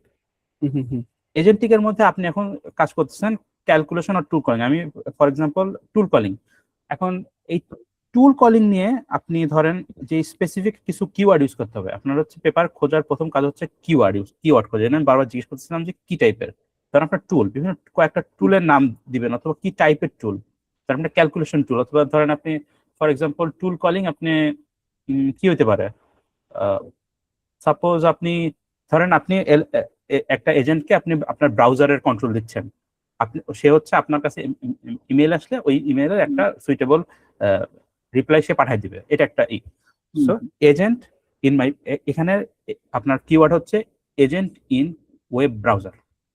এই এজেন্ট ইন ওয়েব ব্রাউজারের উপর আপনি হচ্ছে এখন পেপার খুঁজবেন। প্রথমে আপনি কোন টাইপের পেপার খুঁজবেন, আপনি হচ্ছে রিভিউ পেপার খুঁজবেন। রিভিউ পেপার হয় কি, একটু আগে বলে আসলাম যে একটা সেকশন থাকে যে রিভিউ, মানে লিটারেচার রিভিউ সেকশন, এই টাইপেরই পেপার পাওয়া যায়, যেটাকে বলা হচ্ছে সার্ভে পেপার অথবা রিভিউ হ্যাঁ, পেপার। survey ওরা কি paper। করে, একটা নির্দিষ্ট টপিকের উপর যত 200-300 পেপার হইতে পারে, ওই পেপারগুলো অ্যানালাইজ করে একটা সামারাইজ করে পুরো পেপারের মধ্যে। আপনি ওই পেপার খুঁজবেন এলএলএম ইন ওয়েব ব্রাউজার। অথবা আপনি বেসিক্যালি আপনি প্রথমে খুঁজবেন হচ্ছে আপনার টপিকটা কি, টপিক থেকে আপনি কিওয়ার্ড বের করবেন। এলএলএম একটা কিওয়ার্ড, আপনার কিওয়ার্ড হচ্ছে ওয়েব ব্রাউজার, আপনার কিওয়ার্ড হচ্ছে এজেন্ট। এইসব কিওয়ার্ড আপনি হচ্ছে গুগল স্কলারে সার্চ দিবেন। কিওয়ার্ড হচ্ছে আপনি হচ্ছে সিমেন্টিক স্কলার সার্চ দিবেন, গুগলে সার্চ দিবেন, চ্যাট জিপিটি, জেমিনাই, এগুলোতে সার্চ দিয়ে আপনি বলবেন যে আমাকে রিসার্চ পেপার দাও, শেষ। আপনাকে দেখবেন যে আমি হ্যাঁ। অ্যাকচুয়ালি একটা জিনিস করছিলাম ফার্স্টে, মানে আগে হচ্ছে যেসব মানে ইন্টারনেটে যারা বলতেছিল বেসিক্যালি হচ্ছে গুগল স্কলারে গিয়ে রেলেভেন্স পেপার গুলো হচ্ছে পড়তে, দেন ওইটার বেসিসে হচ্ছে যে টপিক ফাইন্ড আউট করতে। কিন্তু আমি যেটা করছিলাম যে এখন তো অনেকগুলো এ আসে গেছে, তো আমি হ্যাঁ, হচ্ছে হ্যাঁ ওর সাথে কনভারসেশন করে ন্যারো ডাউন করে হচ্ছে যে এই টপিকটাতে আমি হ্যাঁ, খুবই সুন্দর আইডিয়া। এআই কে আপনারা হচ্ছে পার্সোনাল সুপারভাইজার হিসেবে কাউন্ট করবেন। এটা খুবই কাজে দিবে আপনাকে, এই যেটা খুব ভালো কাজ করছেন, এভাবেই আপনি ন্যারো ডাউন করবেন। আপনি হচ্ছে ওই যে গুগল স্কলারে দেখবেন একটা আছে, একটা ওরা খুলছে যে এআই ল্যাবস না কি জানি, স্কলার ল্যাবস। হ্যাঁ, ওটা কিন্তু খুব ভালো জিনিস, ওটা একটু ট্রাই করে দেখবেন, পেপার খুব সুন্দর পেপার দেয় ওরা। হ্যাঁ, ওটা ট্রাই করবেন, এভাবে আর কি আপনার নিজে নিজে খুব ভালো। আপনি কিন্তু খুব সুন্দর একটা রাইট ট্র্যাকে আছে, আপনি ওভাবে কাজ করতে চান, যেভাবে করতেছেন আপনি দেখবেন যে নিজে নিজেই পথ খুঁজে পাচ্ছেন, অথবা মানুষ খুঁজে পাচ্ছেন যাদের সাথে আপনি কাজ করতে পারবেন, খুব ভালো একটা কাজ করতে পারবেন এভাবে। ঠিক আছে ভাই, এতটুকু ছিল আসলে। আমি আসলে অনেক ডিস্ট্রাক্ট ছিলাম তো অ্যাকচুয়ালি। হ্যাঁ, সমস্যা নাই। আপনি এই প্রথম আসলে সবকিছু ডিস্ট্রাক্টেড মনে হয়। আপনি মনে রাখবেন প্রথম যখন আপনি প্রোগ্রামিং শেখেন, আপনার একবারে সবকিছু বুঝছিলেন, বোঝেন নাই, কিন্তু অনেক কিন্তু গোজামিল লাগতেছিল। বাট আস্তে আস্তে যত আপনি আগাইছেন, যত আপনি সময় দিচ্ছেন, তত কিন্তু ক্লিয়ার হয়েছে। এই জিনিসটাও সেম, পুরোটা একটা জার্নি। হ্যাঁ, it's about the whole journey, not the destination. এই জার্নিটা এনজয় করেন, জার্নিটা শেখেন, দেখবেন যে জিনিসগুলো সহজ হয়ে আসছে। এবং মানুষকে, আচ্ছা আরেকটা ইম্পর্টেন্ট জিনিস হচ্ছে, মানুষের কাছে রিচ করতে কখনো লজ্জা ফিল করবেন না। এটা যদি আপনি করেন তাহলে আপনি রিসার্চ আপনার জন্য না, আপনাকে মানুষের কাছে নির্লজ্জের মতো যাইতে হবে। লিঙ্কডইনে নক দিতে হবে, ফেসবুকে নক দিতে হবে, যে ইমেল করতে হবে যে ভাই আপনি এই হেল্প লাগবে, আপনি একটু করেন, আমার এই প্রবলেম হয়েছে, আপনি একটু দেখেন। আপনাকে মানে আপনার লজ্জা শরম ভুলে যে ই করতে হবে। আপনি যদি 10 জনকে নক দেন, আই ক্যান গ্যারান্টি 5 জন আপনাকে রিপ্লাই দিবে, 2 জন আপনাকে হেল্প করবে। হ্যাঁ, আমি অ্যাকচুয়ালি আমার মানুষ help করে ইউনিভার্সিটির আসলে। স্যারদের সাথে কাজ করতেছি, তো সো আমি স্যারদের হেল্প নিয়ে হচ্ছে যে হুম। পেপারে কাজ করা শুরু হ্যাঁ, করছি। খুব ভালো পাতে আছেন আপনি, হয়ে যাবে ইনশাল্লাহ, ভালো জায়গায় পাবলিশ করতে পারবেন হোপফুলি। ঠিক আছে ভাই, thank you. Best of luck. Okay, ঠিক আছে, সবাইকে অসংখ্য ধন্যবাদ, আমরা শেষ করে দিচ্ছি এখন। ভাই আমি রেকর্ডিং অফ করে দিচ্ছি, আপনি চাইলে লিভ নিতে পারেন।